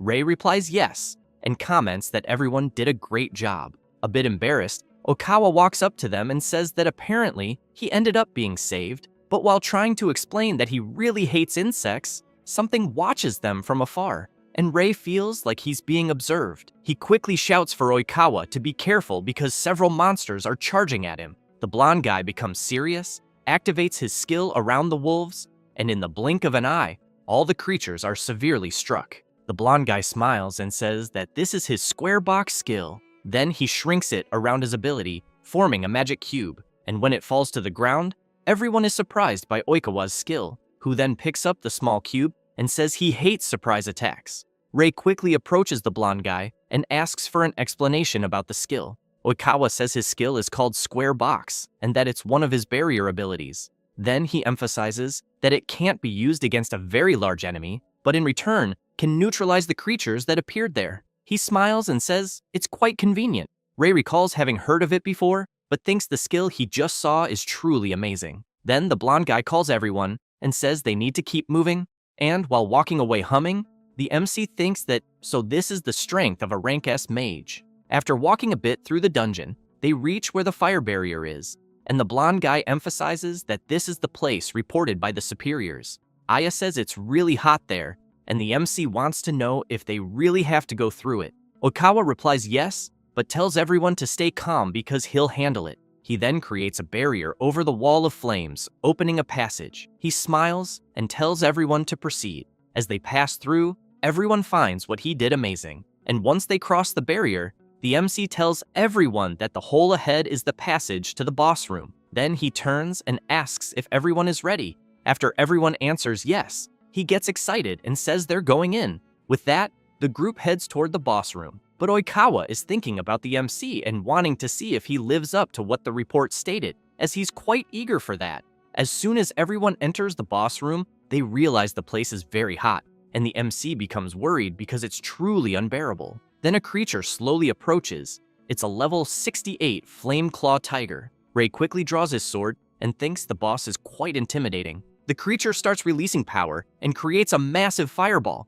The MC shouts for them to set up a magic barrier, but Oikawa says it's unnecessary. The boss wastes no time and fires its attack, but the blonde guy defends it with his skill, and the MC is very surprised to see Oikawa's ability. He smiles and says he'll keep up with their pace using his barrier and leave the creature to them. Ray turns and says he understands and that they'll take care of the boss, but he thinks they shouldn't underestimate the creature since even the barrier could be destroyed if hit too many times. He then wonders if he should attack with his abyssal flame, but upon observing the boss more closely, he realizes that won't be possible since Flame Claw Tigers are fast, and besides that, it's a high-rank monster, and the mana cost of using a dark ability is very high. Therefore, as he advances, he thinks he needs to finish the boss with another magic, and that for this reason, he'll act first, but tells his friends to try to find an opening and attack. Ray activates his extreme body enhancement, jumps, and as soon as he faces the boss, it tries to hit the MC, but he dodges the attack and counterattacks the creature. Yuri and Aya prepare their abilities and launch the fireball and mana conversion. The attack goes straight toward the boss, but it dodges the abilities by jumping to the side and then starts to take distance. Very worried, the MC thinks that this was expected, that the creature is indeed strong, and that a long battle would be disadvantageous due to the heat they're feeling. So if possible, it would be better to defeat the creature as soon as possible. The blonde guy observes the MC's performance and thinks that at the pace he's going, his physical strength will run out quickly, so he really wants to see what the boy will do. Ray takes a deep breath, calls Aya and Yuri, and explains that they don't need to hit the boss directly, but can aim for its feet. Yuri says that means the MC has a plan, and Aya shouts that she understands. Thus, both prepare, and Yuri launches her ability, forcing the boss to move. While channeling her power, Aya thinks that in exchange for increasing her mana cost, the furnace effect greatly boosts her firepower. Then she creates her strengthened stone bullet and quickly throws it at the boss, but it dodges again. However, the MC notices the opening and thinks that no matter how agile the boss may be, it won't be able to dodge in midair. Therefore, not wanting to waste any more time, he jumps toward it and imbues his sword with his skill. Oikawa is surprised to see the MC covering his sword with ice. The boss is startled upon realizing it can't move, and Ray manages to land his attack, hitting the creature squarely. The Flame Claw Tiger can't react and crashes hard to the ground. With that, they manage to defeat the boss. The girls go to the MC and say he did it, but he emphasizes that it was all thanks to them. Oikawa smiles and thinks it was a wonderful team effort, and that the MC truly is a talented mage, just as the report said. However, he thinks that perhaps the MC hasn't yet shown his true power. Ray calls everyone and says they'll return to the association and record the report. But Oikawa activates his magic and asks everyone to wait a moment. The MC says it's the same ability as before, and the blonde guy confirms and says he wants to test the MC. He becomes confused and asks the blonde guy to be clearer. Oikawa explains that his box can be used both to capture monsters and as a training method. Then he asks Ray to allow him to be honest, and says he wants to see his true power, and that's why he wants him to defeat the monsters sealed inside his skill. Oikawa makes it clear that if things get dangerous, he'll seal the monsters back. but obviously, it's the MC's decision whether to accept or not. Rei clenches his fist tightly and thinks that he still doesn't understand Oikawa's reasons. But even so, he also wants to gain more experience. Therefore, he says he'll accept the challenge. The blonde guy positions his ability in front of the MC and then says he'll begin. When he opens the box, dark energy starts coming out and quickly begins to take form. Rei is intrigued when he sees a black shadow. Oikawa knows that the monster inside changes appearance depending on the fear its opponent feels, so he wonders what kind of monster will appear. After the creature takes form and releases its power, the MC becomes very frightened as he sees that the monster before him is the god of space and time, Kronos. Oikawa is impressed and says it's the first time he's seen such a monster, but he thinks the MC really has something hidden within him. As for him, he's paralyzed with fear upon realizing that he'll have to face an opponent he never imagined encountering there. Aya is intrigued and comments that the black shadow has taken on a humanoid form. Yuri emphasizes that it also does not seem to be a normal monster. Oikawa becomes thoughtful, since he has in mind that the training monster takes the form of its opponent's greatest fear. But he questions what kind of monster he is seeing, and, observing the frightened expression on the MC's face, also wonders whether the MC has fought this monster before. Rei, in turn, thinks that the creature he is seeing is not Kronos for real, but that even so, the aura he is sensing is quite intimidating, as he still remembers the overwhelming feeling just before his regression, yet regardless of that, he thinks he cannot stand still and do nothing. Thus, he charges at the creature without hesitation. The copy of Kronos blocks the MC's attack without much trouble. Rei, as he crosses swords with the creature, thinks that for now, he does not feel intimidated and then applies more force to his sword, forcing the copy of Kronos to retreat. The creature raises its face, and the MC becomes frightened, since the copy of Kronos is about to activate its ability, which quickly attacks the MC, forcing him to dodge so as not to be hit head-on. Aya, watching the fight, wants to know what the attack she just saw was. Yuri comments that it might be an invisible shockwave. Rei keeps in mind that he saw this ability before his regression, and that apparently, he can also dodge it. Next, he imbues his sword with his power and makes it clear that now it is his turn. That said, he charges at the copy of Kronos. Rei starts shouting that he will eliminate it once and for all, but the creature merely gives a faint smile, which frightens Rei as he sees that the copy of Kronos has completely blocked his attack and also dissipated the ability. The creature does not miss the chance and strikes Rei with a counterattack, sending him flying far away. Aya becomes worried about her friend and shouts, asking if he is okay. Rei tries to break and wonders whether his attack was really nullified and what it could have been. Aya asks Oikawa if he does not think the situation is getting dangerous. He agrees and comments that he thinks it is becoming too much for something like this. Thus, he raises his hand and says that he will retrieve the shadow back into the box, but ends up being surprised by something. Yuri goes up to the blonde boy and asks what happened, since he is supposed to retrieve the shadow right away. Oikawa replies that he is trying, but points out that for some reason, the shadow fighting the MC is resisting, which frightens everyone when they hear it. The blonde boy starts to worry, thinking that this has never happened before, and, observing closely the creature the MC is fighting, really wants to know what kind of monster it is. At that moment, Aya and Yuri run forward, saying that, either way, this is no time to run a test. That said, they call out to the MC and say that they will help him in the fight. Rei shouts, asking them to wait a minute, but Aya activates her High Furnace ability, and Yuri her mana conversion. Thus, as Yuri advances with her monstrous scythe toward Kronos' shadow, Aya amplifies her partner's ability. Yuri tries to land an attack, but has her power completely nullified, leaving her unsure of what is happening. Kronos' shadow, without thinking twice, counterattacks Yuri, hurling her straight into Aya, and due to the force, the two are violently thrown against the rock wall. Rei shouts in concern for them. Oikawa calls out to the MC, apologizes for how things ended up,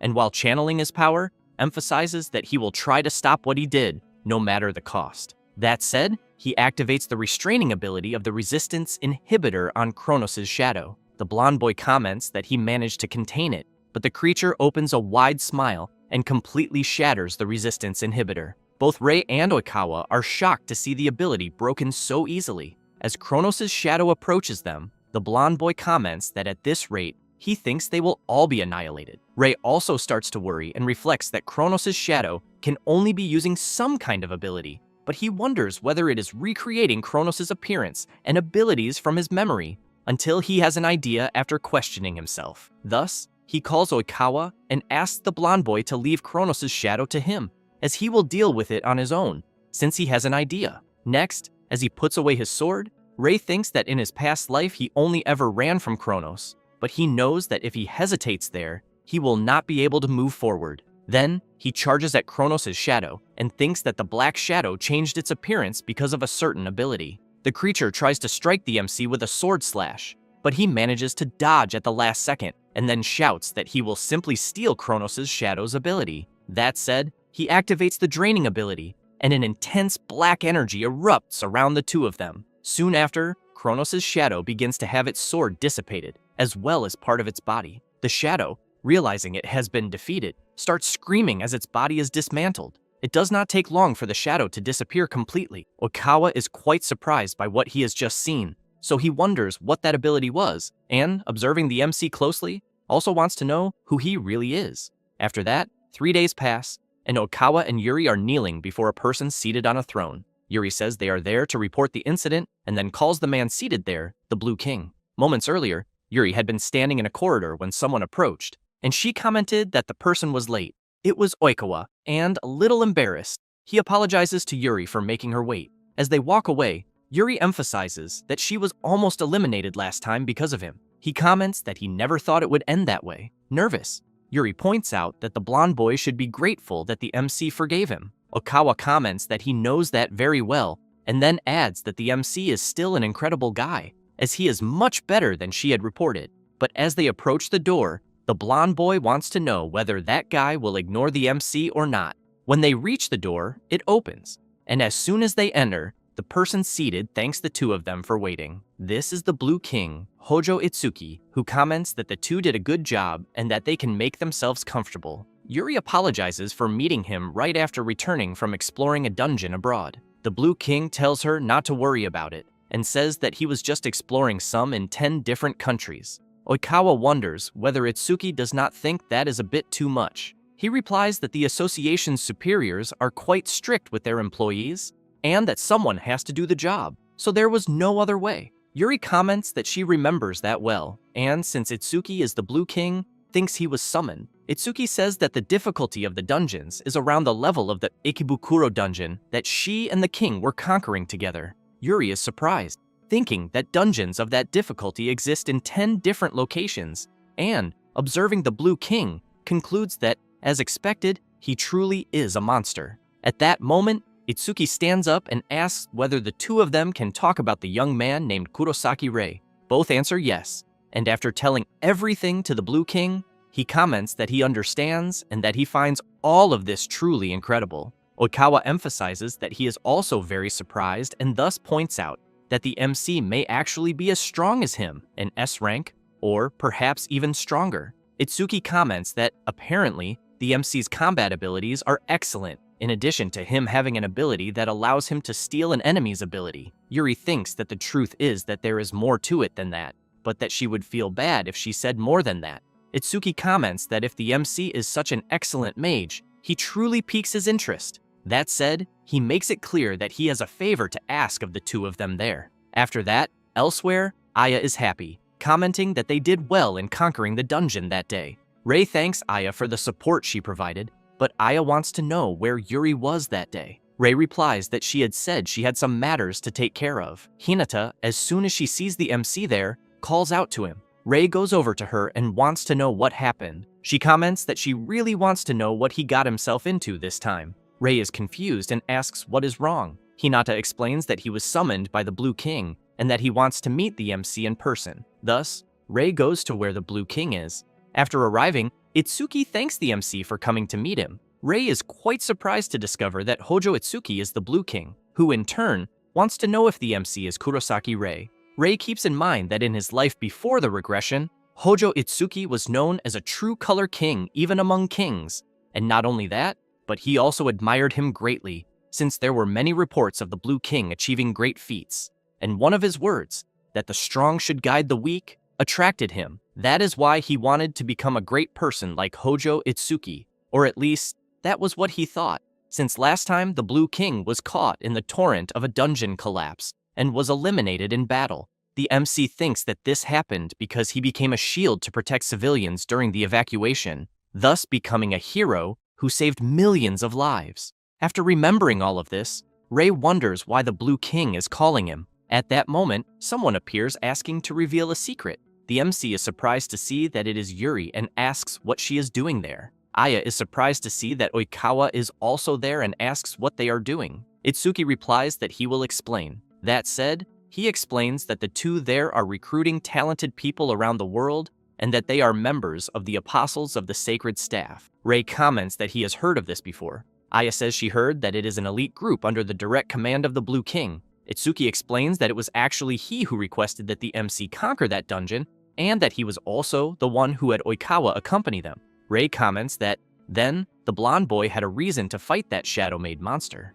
Oikawa looks embarrassed, replies that yes, and emphasizes that he wanted to see the MC's strength, even knowing that he caused some problems. Yuri says that she also joined their group because it seemed quite fun. Next, the Blue King goes up to the MC and says that, to be honest, he is interested in him, and that if he truly has such powers, he would like the MC to join them. However, he makes it clear that there is still much unknown regarding multicolor users, and that is why he needs to see the MC's humanity first. That said, he emphasizes that, as the Blue King, he wants to ask a question first. Thus, as a mage, he wants to know what the MC truly wants. Ray thinks about what he will answer. Then he remembers that he used to admire Itsuki in the past, and becoming a mage was his dream. In addition, at the time, his younger brother, Kurosaki Kai, despised him, and that was precisely why he wanted to change. But at the moment, he knows that, to be able to fight Kronos, he needs to become stronger. So he answers that he wants to become stronger than anyone else. Itsuki asks whether, then, basically, the MC wants to be the strongest mage, become a king of a color, and be stronger than even him. Ray clenches his fist tightly and thinks that, in his previous life, he did not think he could stop Kronos even with the Blue King's help. Then, he strikes his fist hard against his own chest, thinking that this is why nothing will change if he only admires someone, and thus he answers Itsuki that he does indeed want to be stronger than him. The Blue King takes a deep breath and, smiling, comments that it was a good answer. That said, he asks whether the MC would like to join the Apostles of the Sacred Staff. Both Ray and Aya are quite surprised by the invitation. Itsuki states that he is sure the MC will be able to go further with competent people and, therefore, does not think it would be a bad thing for him. After that, Ray and Aya are walking down the corridor. Oikawa asks the two to follow him, and as they pass through a door, the MC is quite surprised, as he finds himself facing several people from the elite of mages under the Blue King's command, the Apostles of the Sacred Staff. One of the members laughs, slams both feet onto the table, and says he was eager to see the new member, but that, from the looks of it, he is just a kid. The blonde girl laughs, and says that the MC is the same age as him. Another member laughs as well, and says that, apparently, Kurahashi is quite excited. The guy next to them asks everyone to please stop provoking people. The first guy looks a bit embarrassed and replies that he understands. Oikawa asks the others to sit down, as he will explain the Blue King's request. After giving a summary, Oikawa emphasizes that they will need to conquer 2 dungeons, and that both are high level, with recommendations above level 65, and therefore, they will split into 2 teams to conquer both. That said, he explains that he will go to Makuhari together with Yashiro, Shiroi, and Azuma. Then he says that Ray and his group will go to Tama, as well as Kurahashi, who will be going with them. The redhead cannot believe it, and asks Oikawa to wait a moment, then wants to know why he is going along with the MC's group. Yuri asks whether he did not like it. Kurahashi shouts that, of course not. Oikawa asks whether the redhead has seen the report, and then emphasizes that Ray is skilled enough and that he possesses 3 colors of mana. Kurahashi makes it clear that having a wide variety of mana does not mean the MC is strong, pointing out that Kurosaki Kai was also like that. Ray is surprised to learn that the redhead knew his brother. Kurahashi comments that apparently the MC has not heard, so he explains that Kurosaki Kai used to be a member of the Apostles of the Sacred Staff, and that people used to call him the Purple King, but that, in reality, he was not comparable to them there. Ray is intrigued and thinks that, as far as he remembers, Yuri had also said that his brother was disappointing, so he concludes that this is how everyone there sees Kai. Kurahashi continues, saying that having many colors of mana is illusory because he believes that alone is not enough to prove whether someone is strong or not. That said, he turns serious and emphasizes that, although there was a great commotion when the MC conquered the Ikebukuro dungeon, he thinks that might have been because Oikawa helped clear it, and, looking directly at Rei, asks whether he understands that the weak should simply stay quiet in the corners. Aya does not like hearing her friend being called weak, and shouts that Rei is not weak and that Kurahashi can only make that judgment after seeing his strength with his own eyes. Rei smiles after hearing his friend defend him. Kurahashi, on the other hand, does not like it at all, sits down in his chair, and says that it is fine and that he will do that. Yuri thinks that the redhead is always weak against girls, as always. Oikawa asks for everyone's attention and informs them that the groups are exactly as he had said before, since they will give their best to conquer the 2 dungeons he mentioned. That said, he calls Kurahashi and comments that he should witness Rei's true power for himself. The redhead laughs and says that the blonde boy does not need to emphasize that, since he will see it for himself. After the meeting ends, Rei thinks that he knows he has to show his strength to the redhead, but as things stand now, he thinks it will not be enough, since he knows that to be able to face Kronos, he needs more strong companions. Thus, he reflects that even knowing Kurahashi's words were harsh and degrading, he greatly hopes they get along well. The next day, inside the Tama dungeon, many terrifying creatures are everywhere. Rei realizes that the creatures did not waste any time and are already coming at them. And as he was about to say that this was good and that they would need to work as a team, the redhead interrupts him and says that working together is very boring. That said, he activates his blazing explosion ability and charges straight at the creatures, and with just a single punch using his ability, an explosion occurs, easily eliminating the creatures. Aya sees that the redhead's mana is red, specialized in offensive combat, and that the feat's range and firepower were incredible. Kurahashi looks at the MC and laughs. Then, still with a provocative laugh, he comments that he bets Rei cannot do everything he did. However, he jumps and says that anyway, he will hunt all the creatures by himself, and that the color-filled MC should just stay there sucking his thumb. Rei laughs, but apologizes to the 2 of them. Then he turns with a frightening expression and says that he does not want to lose to the redhead. Aya was about to ask her friend to wait, but he dashes off at full speed, and as she watches him run, she comments that apparently even he is going all out. Yuri asks Aya to let the boys do what boys like to do. The MC keeps defeating several creatures he encounters along the way, and while trying to catch up to the redhead, he laughs and says that the MC's movements are getting a little better. Meanwhile, Aya and Yuri are watching the 2 fight frenetically against the dungeon's creatures. Aya comments that somehow this seems like a mess. Yuri agrees, but wants to know if Aya does not think the MC is amazing, since he is managing to keep up with Kurahashi. Then Yuri says that the redhead is an idiot and that, because of that, he is not good at fighting other humans or working in a team, but emphasizes that the redhead's ability is special, since his mana is used for consecutive attacks and spreads over a wide area, which is precisely why Kurahashi is very good against a large number of enemies, since at that very moment, he still holds the title of the man who eliminated the most monsters. Even so, she thinks that even against a man like that, Rei is managing to keep up. That said, she smiles and comments that she really knew he would be amazing. After some time in the dungeon, everyone heads to the front of the boss room. Aya is left open-mouthed, wondering if they are really about to face the boss already, since only 10 minutes have passed since they entered the dungeon. The MC thinks that he seemed able to draw out more power while competing with Kurahashi, and that he has never felt like this before. Then he reflects that, compared to what he was before, this is a great improvement. At that moment, the boss room door opens, and soon everyone enters. Rei asks for everyone's attention and informs them that they will all focus on the battle against the boss. The redhead laughs and asks the MC to just not get in his way. Then Rei is surprised by something above, as he sees a terrifying creature with tentacles and a sinister eye at the center. Thus, the MC quickly prepares for the confrontation, until he is surprised to feel a shockwave coming from behind him, and suddenly, several monsters he had defeated outside are thrown into the boss room. The creatures start moving toward the boss and are soon absorbed. After the boss absorbs several creatures at once, the Tama dungeon boss becomes a chimera beast of unknown level. the creature's eye opens and quickly focuses on the MC's group, and it soon starts heading straight toward them. Aya is frightened, wanting to know if the boss really absorbed the monsters. Ray reflects that apparently the chimera is growing stronger by absorbing the other monsters, but observing the creature more closely, he concludes that he has never seen a monster like this, not even in his time before the regression. Thus, he tells the redhead that they need to be careful now. He does not care at all, channels his power, and says that it is not like he would be intimidated by a little monster like that. That said, he charges forward, saying that whoever attacks first will win. Then he unleashes his powerful blow, and a huge explosion occurs at the spot.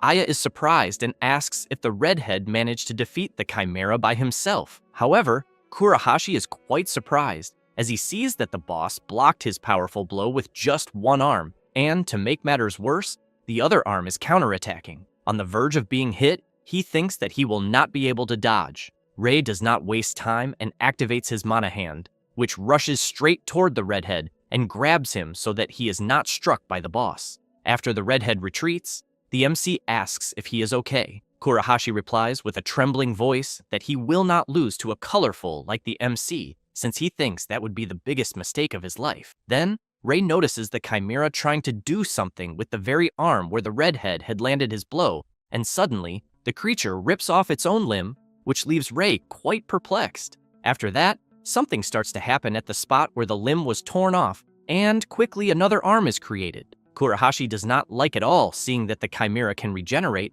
which, in turn, begins to channel a focused attack. Ray becomes frightened, thinking that something big is about to happen, and while the chimera continues charging the attack, the MC shouts for everyone to dodge. Thus, the boss fires its powerful barrage of energy. Everyone jumps to the sides to avoid being hit, but due to the powerful attack, a huge explosion occurs. The shockwave is so strong that Aya ends up being hit. She tries to get up and sees the damage the boss's attack caused. The redhead asks Yuri what kind of firepower that was that they just witnessed. She replies that she thinks that, apparently, the creature cannot fire another shot. That said, she shouts that they need to seize the chance and activates her ability. Next, she launches her ability at the chimera. The boss closes its arms and wings and withstands the attack. Yuri realizes that the chimera is resilient and that it is quite incredible that Kurahashi managed to burn something like that. Ray reflects that they are in a very bad situation because he thinks that if they continue on the defensive as they are, the boss will fire that laser again. Then he starts observing the chimera and considers that perhaps he needs to attack the main body, but that the creature's arms will hinder him, and that if it is not an all-out attack, the boss will use another arm to protect itself. Thus, he shouts to Aya and asks if she can use her mana fusion on Kurahashi. Aya is surprised and asks if the MC really wants her to use the ability on the redhead. Ray shouts yes.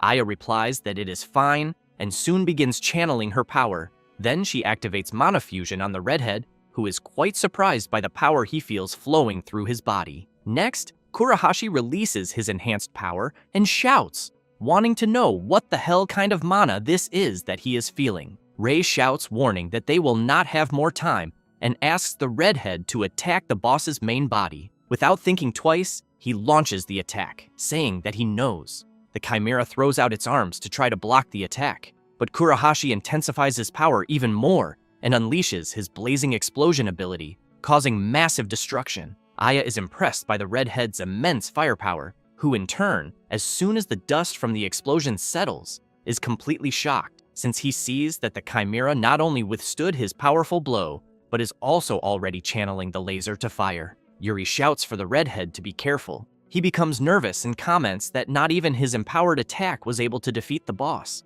but the MC passes by him saying no, and that the redhead opened the way very well. That said, Ray prepares his Black Flames attack. Kurahashi is surprised, and observing the MC's power, wonders if it could be black mana. Ray moves to deliver his blow, just as the chimera fires the laser. Thus, the MC uses his Abyss Flame ability and hits the chimera squarely. As the creature collapses to the ground, the redhead wonders about what he just saw and what that ability was. And, watching the MC from behind, he has in mind that he could not even destroy the monster with his ability, and that, moreover, he felt the MC's determination to break through in that situation. Then, he laughs, and, very excited, wonders if the man he is seeing is real. After that, already on the next day, Kurosaki Kai, walking through the city center, sees on top of a building a news broadcast saying that his brother conquered the Tama dungeon and that he continues conquering another high-difficulty dungeon. The people around are surprised, since the MC conquered yet another high-difficulty dungeon. Kai listens to people saying that his brother is really incredible, until he also hears one of them commenting that his situation is only getting worse. Thus, Kai just leaves quietly on his own, but he does not like this at all. Meanwhile, at the organization of the Apostles of the Sacred Staff, Itsuki comments that everyone did a good job conquering the dungeons, but emphasizes that apparently the Tama dungeon was much more problematic. Rei replies that yes, and informs them that they encountered a new type of monster. Azuma laughs and comments that he really heard it was a very strong monster. Shiroi comments that she should have gone there to see it with her own eyes, until Oikawa calls Kurahashi and asks what he thought of Rei based on his observation. A bit awkward, the redhead says that the MC is not that bad, since he even came up with a very good strategy. Rei is surprised hearing this, but Shiroi comments that the redhead usually looks down on him, and because of that, wants to know if now he is going back on what he had said. Kurahashi immediately tells her to shut up, then takes a deep breath, and pointing his finger at the MC, apologizes for having underestimated him, and for calling him colorful, or whatever, admitting his strength. Rei laughs, replies that it is not like that, and makes it clear that the redhead also helped him a lot, and, because of that, he thinks he does not need to apologize. Kurahashi is stunned hearing this, and soon turns around saying that it is not like he is happy to be praised by him, since he only did it for his own sake, and that the MC should not get the wrong idea. The older members of the Apostles of the Sacred Staff laugh and think that the redhead is cold and calculating. The Blue King comments that he is happy that both are friends now, and also thinks that no one will complain about the MC anymore. Having said that, he hands something to Rei, who is surprised and asks what it is. Itsuki says that it is the symbol of the Apostles of the Sacred Staff, and then, as the Blue King welcomes Kurosaki Rei, he then emphasizes that the MC can continue working with his group as usual, as he is sure Yuri will agree, but that, aside from that, he really wants them to fight together. Rei clenches his fist tightly, and when taking the Blue King's hand, replies yes, and that it will be a great pleasure. Aya, surprised by how things turned out, thinks that she knew her friend was incredible, since he was even recognized by one of the strongest mages. At that moment, Kurahashi laughs and says that he will train the MC well, since he is their companion now. But Yuri emphasizes that it seems it is the redhead who needs to be taught. Kurahashi tells her to mind her own business and stop being annoying. Itsuki thinks that it seems Rei has already formed bonds with the others, and that, apparently, it was worth putting the two on the same team. Oikawa looks at Itsuki and thinks that if they had recognized Rei from the beginning, he is sure Kurahashi would have been against it, and because of that, he thinks the Blue King was clever, as always, who in turn comments that it is good to feel that everything is going according to plan, but that, even so, he would like to make a suggestion. Rei becomes curious and asks what it would be. Itsuki extends his hand forward and asks if the MC would like to acquire the title of Black King, which leaves him very surprised by the request. Meanwhile, Kurosaki Kai is nervous, since inside the dungeon, his partners are having difficulties with the monsters, until Goto shouts asking Kai to use his overclock, and he quickly tries to use it, but nothing happens, and he becomes nervous. Oik calls Goto stupid and says that Kai can no longer use that ability since the day he faced the MC. Kai cannot stand still and tries to attack with another ability. After some time in the dungeon, his partners are very exhausted, commenting that, somehow, they managed. Kai wants to know what they are doing, because they are supposed to keep moving forward. Goto, worried, comments that they have already been inside that dungeon for 5 consecutive days, and, because of that, wants to know if Kai does not think it would be better to stop. Kai tells Goto to shut up and walks away, saying that they need to keep going. Goto is astonished by his friend's attitude, and asks Oik if it is really okay to keep following Kai the way he is. Oik asks what kind of nonsense Goto is talking about, and then starts running, saying that they need to support Kai in this most difficult moment. Meanwhile, Kai is walking through the dungeon, thinking that he needs to conquer it quickly, until he remembers a few days earlier of a girl approaching him and wanting to know if he had a moment. At the time, he replied that he was not accepting interviews, But the girl answered that it was not that, and said that she just wanted to hear Kai's opinion about his older brother, which left him perplexed when he found out. And, on that same day, Kai heard more people wanting to know about his older brother, and after remembering that, he becomes even angrier, thinking that, based on the rumors, he believes his brother was recognized even by the Blue King, since when he was there, they were always talking nonsense about teamwork and other bullshit. In addition, he knew that everyone was looking down on him, but he knows that he will show them who is the strongest in this shit. Meanwhile, in his dimension, Kronos, the god of time and space, is observing the anger of the MC's brother and gives a slight smile. Then, he thinks that he has found an interesting pawn. After that, on the next day, Kai is thinking about when the dungeons appeared and how the entire world changed. It became an era in which strong mages achieved social status. And this also became a turning point for him, since 1 in a million people is the probability of someone having aptitude for 2-colored mana, and he knows that he is one of them, besides seeming to have a special ability, something truly satisfying, since he even gets away from the teachers, because they, upon realizing who he is, end up keeping to themselves, and that is precisely why he likes this social status, or even the people at school, since they were always hovering around, flattering him, and even his own parents, those who used to keep their distance, began to praise him. Kai thinks that even the apostles of the sacred staff, who claim to be the elite, let him in as the youngest member. However, over time, those people were rude, and because of that, he decided to leave, since that showed that they did not recognize his abilities.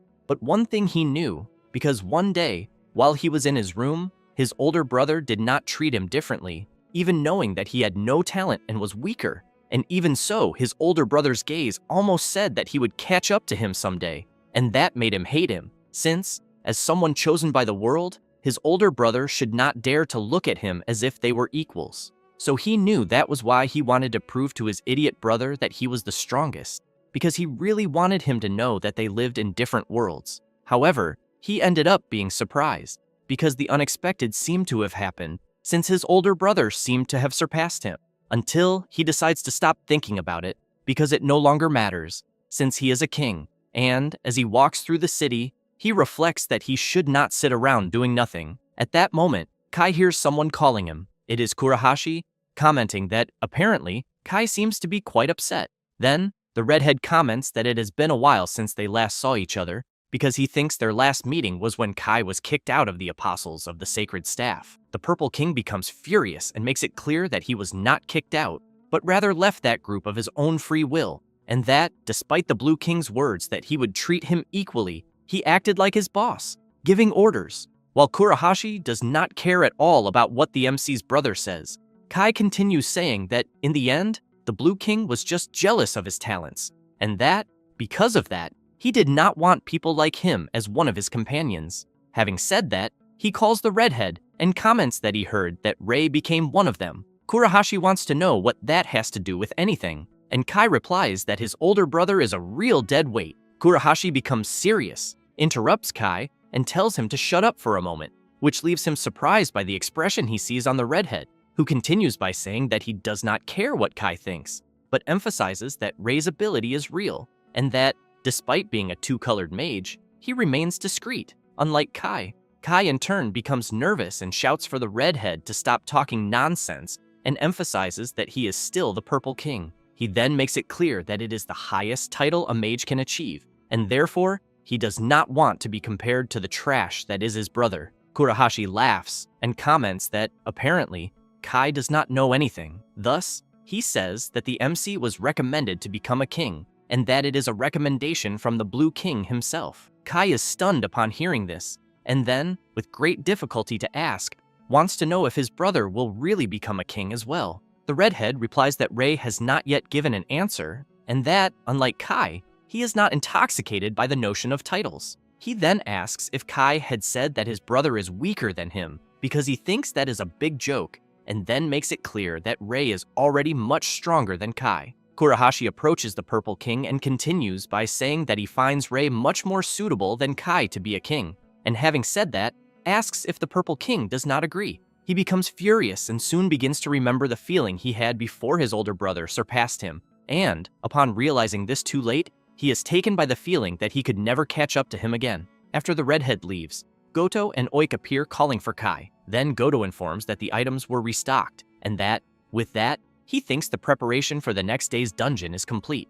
Oik adds that, for now, he thinks they can leave, but Kai says no and calls them to do one more dungeon. They keep calling for Kai, asking him to change his mind because they need to rest. But he, consumed by fury and after having heard everything Kurahashi said, did not care at all about his companions, because he thought that he would never admit that his older brother was stronger. After that, and already inside the dungeon, Oik and Goto still insist on leaving. Kai opens the boss room door and shouts, telling his friends to shut up because he is the strongest and will prove it to them. When they enter the room, they see a strange creature. This is a level 20 malignant slime. Kai becomes nervous when he sees that the boss is just a level 20 slime. Goto is surprised and comments that he has never seen a monster like that before and that he has a bad feeling about it. Kai does not want to know, prepares his demonic spear skill, and says that he will eliminate the creature instantly. Having said that, he launches his skill. The malignant slime is hit directly and is obliterated.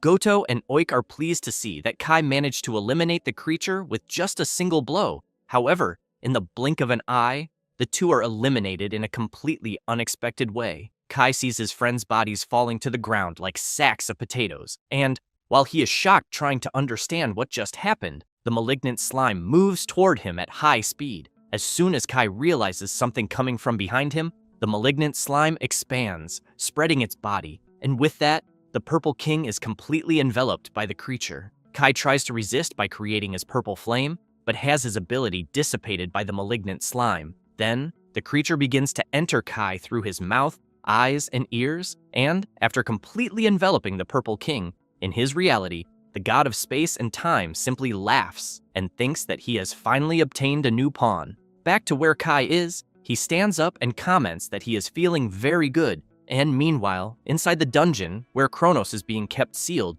one of the chains that imprisons him breaks. He laughs and thinks that finally, part of the seal has been broken. Later, at the outdoor training facility of the Apostles of the Sacred Staff, Rei and Kurahashi are training, fighting against some creatures. After defeating everything, the creatures return inside the crystals. Oikawa comments that they can take a short break and then says that their movements were great. Aya goes up to her friend and says that he did a good job, also saying that she learned a lot by watching Kurahashi. He gets embarrassed but says that it was nothing special until he tells the MC that he remembered meeting his brother earlier in the city. Having said that, the redhead comments that the idiot Kai still thinks he is stronger than the MC and says that he told him everything. Yuri tries to tease the redhead, saying that he got upset because Rei, whom he personally approved, was being looked down on by Kai. Kurahashi gets nervous and shouts saying that it is not that. The MC, on the other hand, becomes intrigued, thinking that he has not seen his younger brother since the duel they had, so he wonders when they started drifting apart. Then, he remembers the past, and also wonders if he will end up like he did in his past life, and if everything will be fine if he just leaves things as they are, since he knows that, even so, they still need to resolve this as brothers. At that moment, Shiroi appears shouting, asking everyone to listen, because she has bad news. Oikawa becomes worried and asks what the problem is and what made her run all the way there. Shiroi informs them that the Shinjuku dungeon has collapsed and that a bunch of monsters are already coming out of it. Rei is quite shocked to hear this. Thus, after some time in the city center, true chaos sets in, as several monsters are attacking people and spreading terror throughout the area. The Apostles of the Sacred Staff immediately head there, and Shiroi, upon seeing how the situation is impressed, saying that this is unbelievable. Yashiro wants to know why the monsters are coming out of the dungeon. Asuma comments that the situation is very delicate because there are many people there. Kurahashi also wants to know why this is happening. Rei reflects that the collapse of the Shinjuku dungeon in his previous world should have happened much later in the future. So, completely surprised, he questions why this happened earlier. Oikawa calls everyone and makes it clear that, in any case, that moment was not the time to be thinking, because the Blue King is on his way there, coming from a distant place, and it will take some time for him to arrive, so they will have no choice but to deal with the situation themselves. Having said that, he emphasizes that evacuating the civilians is their top priority, since they need to achieve that no matter what happens. Everyone responds that they understand and spread out. Nearby, a huge shadowy wolf leaps to attack a woman and a child. Yuri appears, completely eliminating the creature with her scythe. Aya goes to the woman with her child and asks if she is okay. The mother replies that she is and thanks her. Meanwhile, Kurahashi is excited, fighting against some creatures. Shiroi asks the redhead to be careful not to hit the people he is evacuating. Elsewhere, Oikawa is using his ability and shouting, warning people that inside his barrier it is safe. Rei, while fighting against the creatures, realizes that the elite group under the Blue King's command is incredible, as expected, since they do not waver in the face of so many monsters. Then, he reflects that, in his previous world, there were many casualties during the first dungeon collapse, but he is sure that now they will be able to handle it together. Until, suddenly, a huge stone hand emerges from the ground, and a sinister creature appears in the middle of the chaos. Yuri comments that, apparently, the creature that appeared must be the boss. The redhead looks at the giant monster and comments that, even so, it is just an easy target to hit, getting excited to fight the creature. However, the MC does not care at all and charges at the boss with his black ability, hitting it directly with the Flame of the Abyss and completely destroying the enormous creature with just a single blow. Shiroi and Oikawa are impressed upon seeing the MC's ability, who in turn thinks that apparently things are going very well, until he is completely shocked upon hearing a familiar voice telling everyone there to stop getting excited. Rei immediately turns to see who it is, and sees that it is his younger brother with a very dark power. Kai approaches Rei and, with a sinister expression and laughing, says that he finally found his older brother. The MC, completely perplexed, asks Kai why he is like that. Kai laughs and asks if his brother is talking about his current state, or perhaps about being there to crush him. Then, he suddenly appears behind the MC to attack him. Rei dodges his younger brother's powerful blow at the last second. Kai comments that Rei dodged well, but wants to know how long he will hold out. Having said that, he charges at the MC again, wanting to know if he thinks he will really let him escape. Rei tries to block Kai's blow, and while he continues trying to block his brother's attacks, he realizes that he is clearly not normal. After being struck in the face by one of the blows, the MC continues questioning his brother's current state, since, seeing him up close, it even seems that Kai has become a terrible monster. He, in turn, tries to deliver an even stronger blow to the MC, but he ends up jumping back to avoid being hit. Kai becomes disappointed, and looking closely at Rei, comments that he thinks his expression is saying that he is in denial. Thus, he begins to walk toward him, saying that all of this is his fault, since the reason he is like this is so that he can eliminate him. Rei becomes confused by this, questioning whether his brother really wants to eliminate him and why, until Kai disappears out of nowhere and appears right in front of the MC, ready to deliver his attack. But Kurahashi appears, landing a kick on Kai and throwing him away, telling the MC that during an emergency, he should not stand there doing nothing. Then, he shouts for Kai to stop with the nonsense, because he would never let him do whatever he wants. And, having said that, he shouts even louder that the MC is his brother. Rei is surprised to see that the redhead defended him. However, Kai makes it clear that he does not care about this brotherhood talk, since he is there to make his brother realize, once and for all, who is the strongest between them. Thus, he prepares his power and launches it against the two, but there are so many attacks that they begin to spread near the people who are being evacuated. Kurahashi and Rei notice the enormous blast radius of the attacks that pass by them and become nervous, until Oikawa steps in front of the people and creates his barrier to protect them. Then, he keeps in mind that he really wants to help the MC's group with his barrier, but he knows that he cannot simply undo it there because of the number of people who would be caught in the crossfire. Rei shouts, asking his brother to stop the attacks, but he does not care and tells the MC to shut up. Rei continues shouting that he knows Kai is a bit violent, but that he is not the type who would go this far. The Purple King smiles and emphasizes that his brother keeps talking nonsense even in a fight,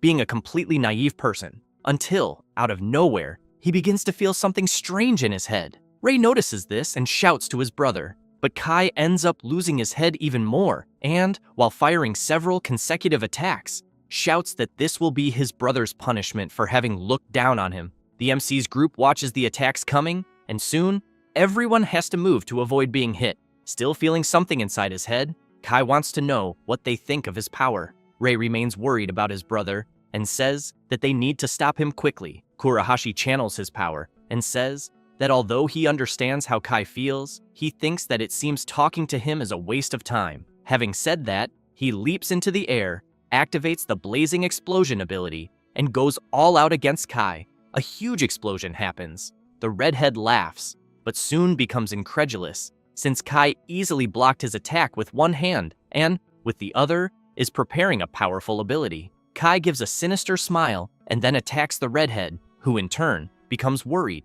thinking that there will not be time to do anything. Thus, he is hit directly in the middle of the stomach. Rei cannot believe what he is seeing, since his brother delivered a terrible blow to the redhead. Kai drops Kurahashi's body to the ground and, while preparing his demonic flame, calls the redhead trash and tells him to get lost. Rei shouts, very worried about Kurahashi, but Kai does not care at all and unleashes the attack. Suddenly, Oikawa's barrier appears out of nowhere and blocks Kai's attack, which he does not like at all. The blonde approaches Kai and says that he has reached that point. Then, he becomes very serious and makes it clear that, in that case, he will be the one to face him. Having said that, he activates the square box ability around Kurosaki Kai. Yuri asks Oikawa to wait and emphasizes that, if he uses such an ability against a human, the blonde interrupts her, saying that he knows, and that this will also place a huge burden on the user. But he emphasizes that he cannot simply forgive someone who hurt his friends.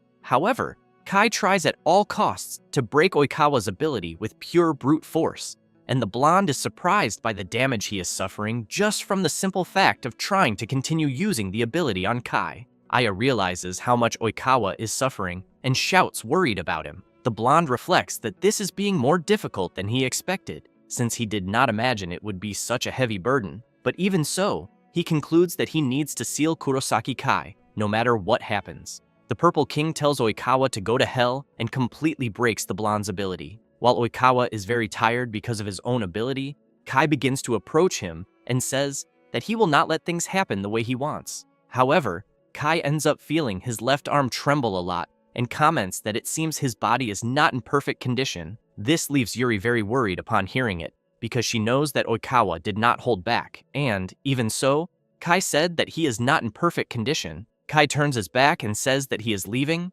but before that he calls out to Rei and, with a terrifying look, swears that he will definitely eliminate him next time. Having said that, he flies away and, as he leaves, shouts telling his brother to just wait for that moment.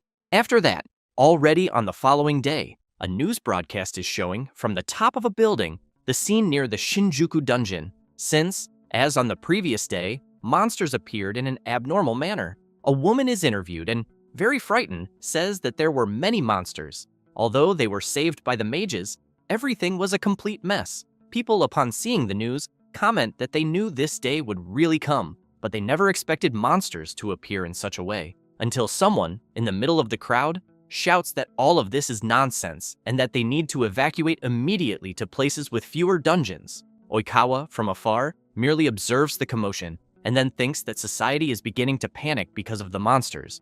But what he has in mind is that the true current problem is the fallen Purple King, wondering what they will need to do, since, apparently, things seem to be getting worse. A few moments earlier, someone was informing the Blue King that they would leave the matter to him. Itsuki replies that yes, and states that he will definitely resolve the matter. Meanwhile, in the emergency room, Rei is waiting outside. Aya calls out to her friend, but he does not respond, as he is thinking that everything that happened was his fault, since it is because of him that Kurahashi ended up in such a state, in addition to not having managed to persuade his brother, much less stop him. At that moment, Yuri appears calling out to Rei and then informs him that they need to go, as the Blue King is summoning everyone. He takes a deep breath and, even though he feels heavily burdened by what happened, replies that it is fine. After everyone arrives, the Blue King comments that their situation is quite critical and that, although they managed to eliminate the monsters outside, the Purple King escaped and they cannot simply leave him at large. Yashiro and Azuma comment that they believe Kurosaki Kai's transformation must be unnatural and that not only Kurahashi, but the civilians are also badly injured. Shiroi then wants to know what they are going to do. Itsuki says that he spoke with the primary color kings, which leaves Aya quite surprised to hear. Yuri says that they are the ones who have the power to give orders in this situation, yet she feels intrigued, thinking that, in any case, Such an incident involved a king who went mad, being a situation in which even the best mages felt threatened. Itsuki rises from the throne, walks toward the MC, and says that Kai is his brother and that what he is about to say may even sound cold, but he makes it clear that they will subjugate Kurosaki Kai. Rei is quite surprised by such a decision. Shiroi explains that this is a term they use for monsters. Oikawa responds that no, and emphasizes that what the Blue King said is correct, continuing by saying that the indiscriminate act Kai committed was the same as that of the monsters, since both the Red King and the Yellow King reached the same conclusion. Having said that, he stresses that before any other victim succumbs, they need to put an end to this once and for all. Next, he informs them that they know where Kurosaki is hiding and that this time he will also take part. Rei becomes desperate and shouts, asking the Blue King to wait a moment, then asks if there is another way, as he thinks they could imprison his brother instead of subjugating him. Itsuki becomes serious, replies that there is not, and makes it clear that even Oikawa's square box ability was powerless against Kai, and that they cannot simply let this happen again, and because of that, the subjugation will be carried out the next day, as it has already been decided. Rei is completely perplexed by the Blue King's decision. He then thinks that it is true that Kai has some negative points, and, as he watches them talking, Ha also knows that his brother likes to look down on people. But when he remembers their childhood, he recalls that Kai also has his positive points. Rei finds himself wondering if there truly is no other option. At that moment, Wakawa hears a message arriving on his cell phone and, after checking it, becomes excited and says that he received news from the hospital that Kurahashi has regained consciousness. Rei feels very relieved upon learning this. The blonde boy also says that the redhead left a message for the MC, and then says that Kurahashi asked Rei not to worry about him because he wants the MC to hurry and make his brother come to his senses. Rei freezes upon hearing this, and, as such, clenches his fist tightly. Thinking of Kurahashi, he knows that he cannot simply give up, since he is Kai's older brother. He then calls out to the Blue King and asks if he would give him a chance, as he knows that Kai is currently in danger, but that he could see that his brother was suffering when he called him the day before. Having said that, he emphasizes that he is certain there is a possibility, and therefore eloquently asks the Blue King to at least let him try. Itsuki merely comments that the subjugation of Kurosaki Kai will begin the next day in the late afternoon, as this is the final decision of the primary color kings. Rei does not like hearing this very much, since he faithfully hoped that he would have an opportunity. However, the Blue King points out that the other primary kings said nothing about doing nothing before that, which leaves the MC quite surprised, who soon thanks the Blue King for the opportunity. At that moment, Yuri and Aya look at each other, making a nodding gesture, and Yuri comments that she has something to say about the subjugation. Aya wants to know if this order they received was not given to the apostles of the sacred staff, then emphasizes that before joining the organization, they were in the same group. Yuri completes by saying that if Rei wants to do such a thing, they will join him. The MC immediately turns around, surprised by the decision of the two. Itsuki laughs and says that it is fine, and that the two are free to go help the MC. However, he makes it clear that the deadline for the subjugation of Kurosaki Kai is the next day in the late afternoon, and that there will be no further extensions. Rei replies that he understands and thanks the Blue King once again for the trust. Then he turns around confidently and, looking at the skies, thinks that he will rescue his brother no matter the cost. Meanwhile, on a remote island surrounded by strong waves, Kurosaki Kai is sitting under a huge tree. On the following day, the MC's group docks with a speedboat near an isolated island in the south of Tokyo. Then Rei comments that he is sure his brother is somewhere there on that island, until he is surprised to see that Oikawa is also there. He smiles and greets everyone. Aya wants to know why the blonde boy is on the island as well. Rei comments that he already understands and says that Oikawa is there to check on things. Okawa smiles, replies that yes, and says that these are orders from the Blue King. He then explains that his role is to watch over the island, in addition to participating in the subjugation as a member of the Apostles of the Sacred Staff. Having said that, while using his power, he points out that he will not be able to take part in what Rei is doing at the moment. The MC's group is enveloped by a kind of barrier and asks the reason why the blonde boy is doing this. He says that although he is not in the best condition after the battle of the previous day, he points out that he thinks the magical barrier he used should be great to protect them for a minute. Rei thinks that they arrived on the island at the right time, exactly as Itsuki had said, then wonders if that was the reason after all. Thus, he thanks Oikawa and makes it clear that he is quite confident that he will bring Kurosaki Kai back. Until the blonde boy remembers something and shouts, asking the MC to wait a moment, then says that he can say that Kurosaki Kai's power is real, but that he is not sure if he will listen to him. Having said that, he asks the MC to allow him to intervene one more time. Meanwhile, somewhere on the island, in the midst of a dark forest, Kai is on the ground grumbling. Then he begins to feel a strong headache and thinks that he immensely hates his older brother. With each passing second, Kai feels more pain and thinks that he hates everyone, then delivers a punch to a tree, cutting it in half easily. After the tree crashes heavily to the ground, Kai is taken by a dark fury, which makes him begin to think that he needs to destroy everything. This dark fury takes the form of something that soon begins to try to influence Kai, asking him not to restrain himself and to destroy everything. The dark fury in question is the personification of the god of time and space, Kronos, who is still imprisoned in his dungeon. But due to one of the imprisonment seals having been broken, he begins to try to manipulate Kai even more. At that moment, the Purple King is enveloped by a powerful energy, which soon explodes into the sky. The MC's group manages to see this power, and soon everyone wants to know what this intense energy is. Oikawa becomes very frightened, imagining that it cannot be what he is thinking. Back at the place where Kai is, he begins to smile, and then releases the dark energy, saying that the power he just gained is wonderful. Next, he begins to hear a voice asking him to rule the world as the new king of destruction, becoming a demon king. He is surprised by the voice he just heard, but then laughs and finds this talk of becoming a demon king interesting. Kronos asks Kai to eliminate all the mages and continue advancing until he destroys the entire world. Meanwhile, Rei is intrigued, looking in the direction of the power he just saw. Then he calls out to Aya and Yuri and asks if the two of them are ready. Immediately, they reply that yes, and that they will do everything he tells them to do.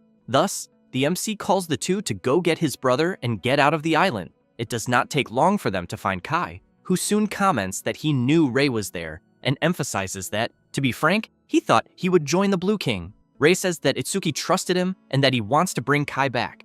The Purple King becomes confused by this, but while releasing a dark power in his hand, says that he has already decided that he will destroy all of them. Having said that, he launches his ability, which goes toward the MC's group. Rei is impressed by the magnitude of the power, and, looking around, reflects that compared to the previous day, his brother has become stronger. Kai uses his power to fly, and says that he declares war on humanity, and that he will begin by eliminating his older brother. Rei begins to break out in a cold sweat upon seeing Kai's power, but smiles, and, as he prepares himself, points out that he has always been selfish. Kai is surprised and asks what his brother is trying to imply. Thus, Rei shouts that he will face him and emphasizes that it is his duty as the older brother to stop him.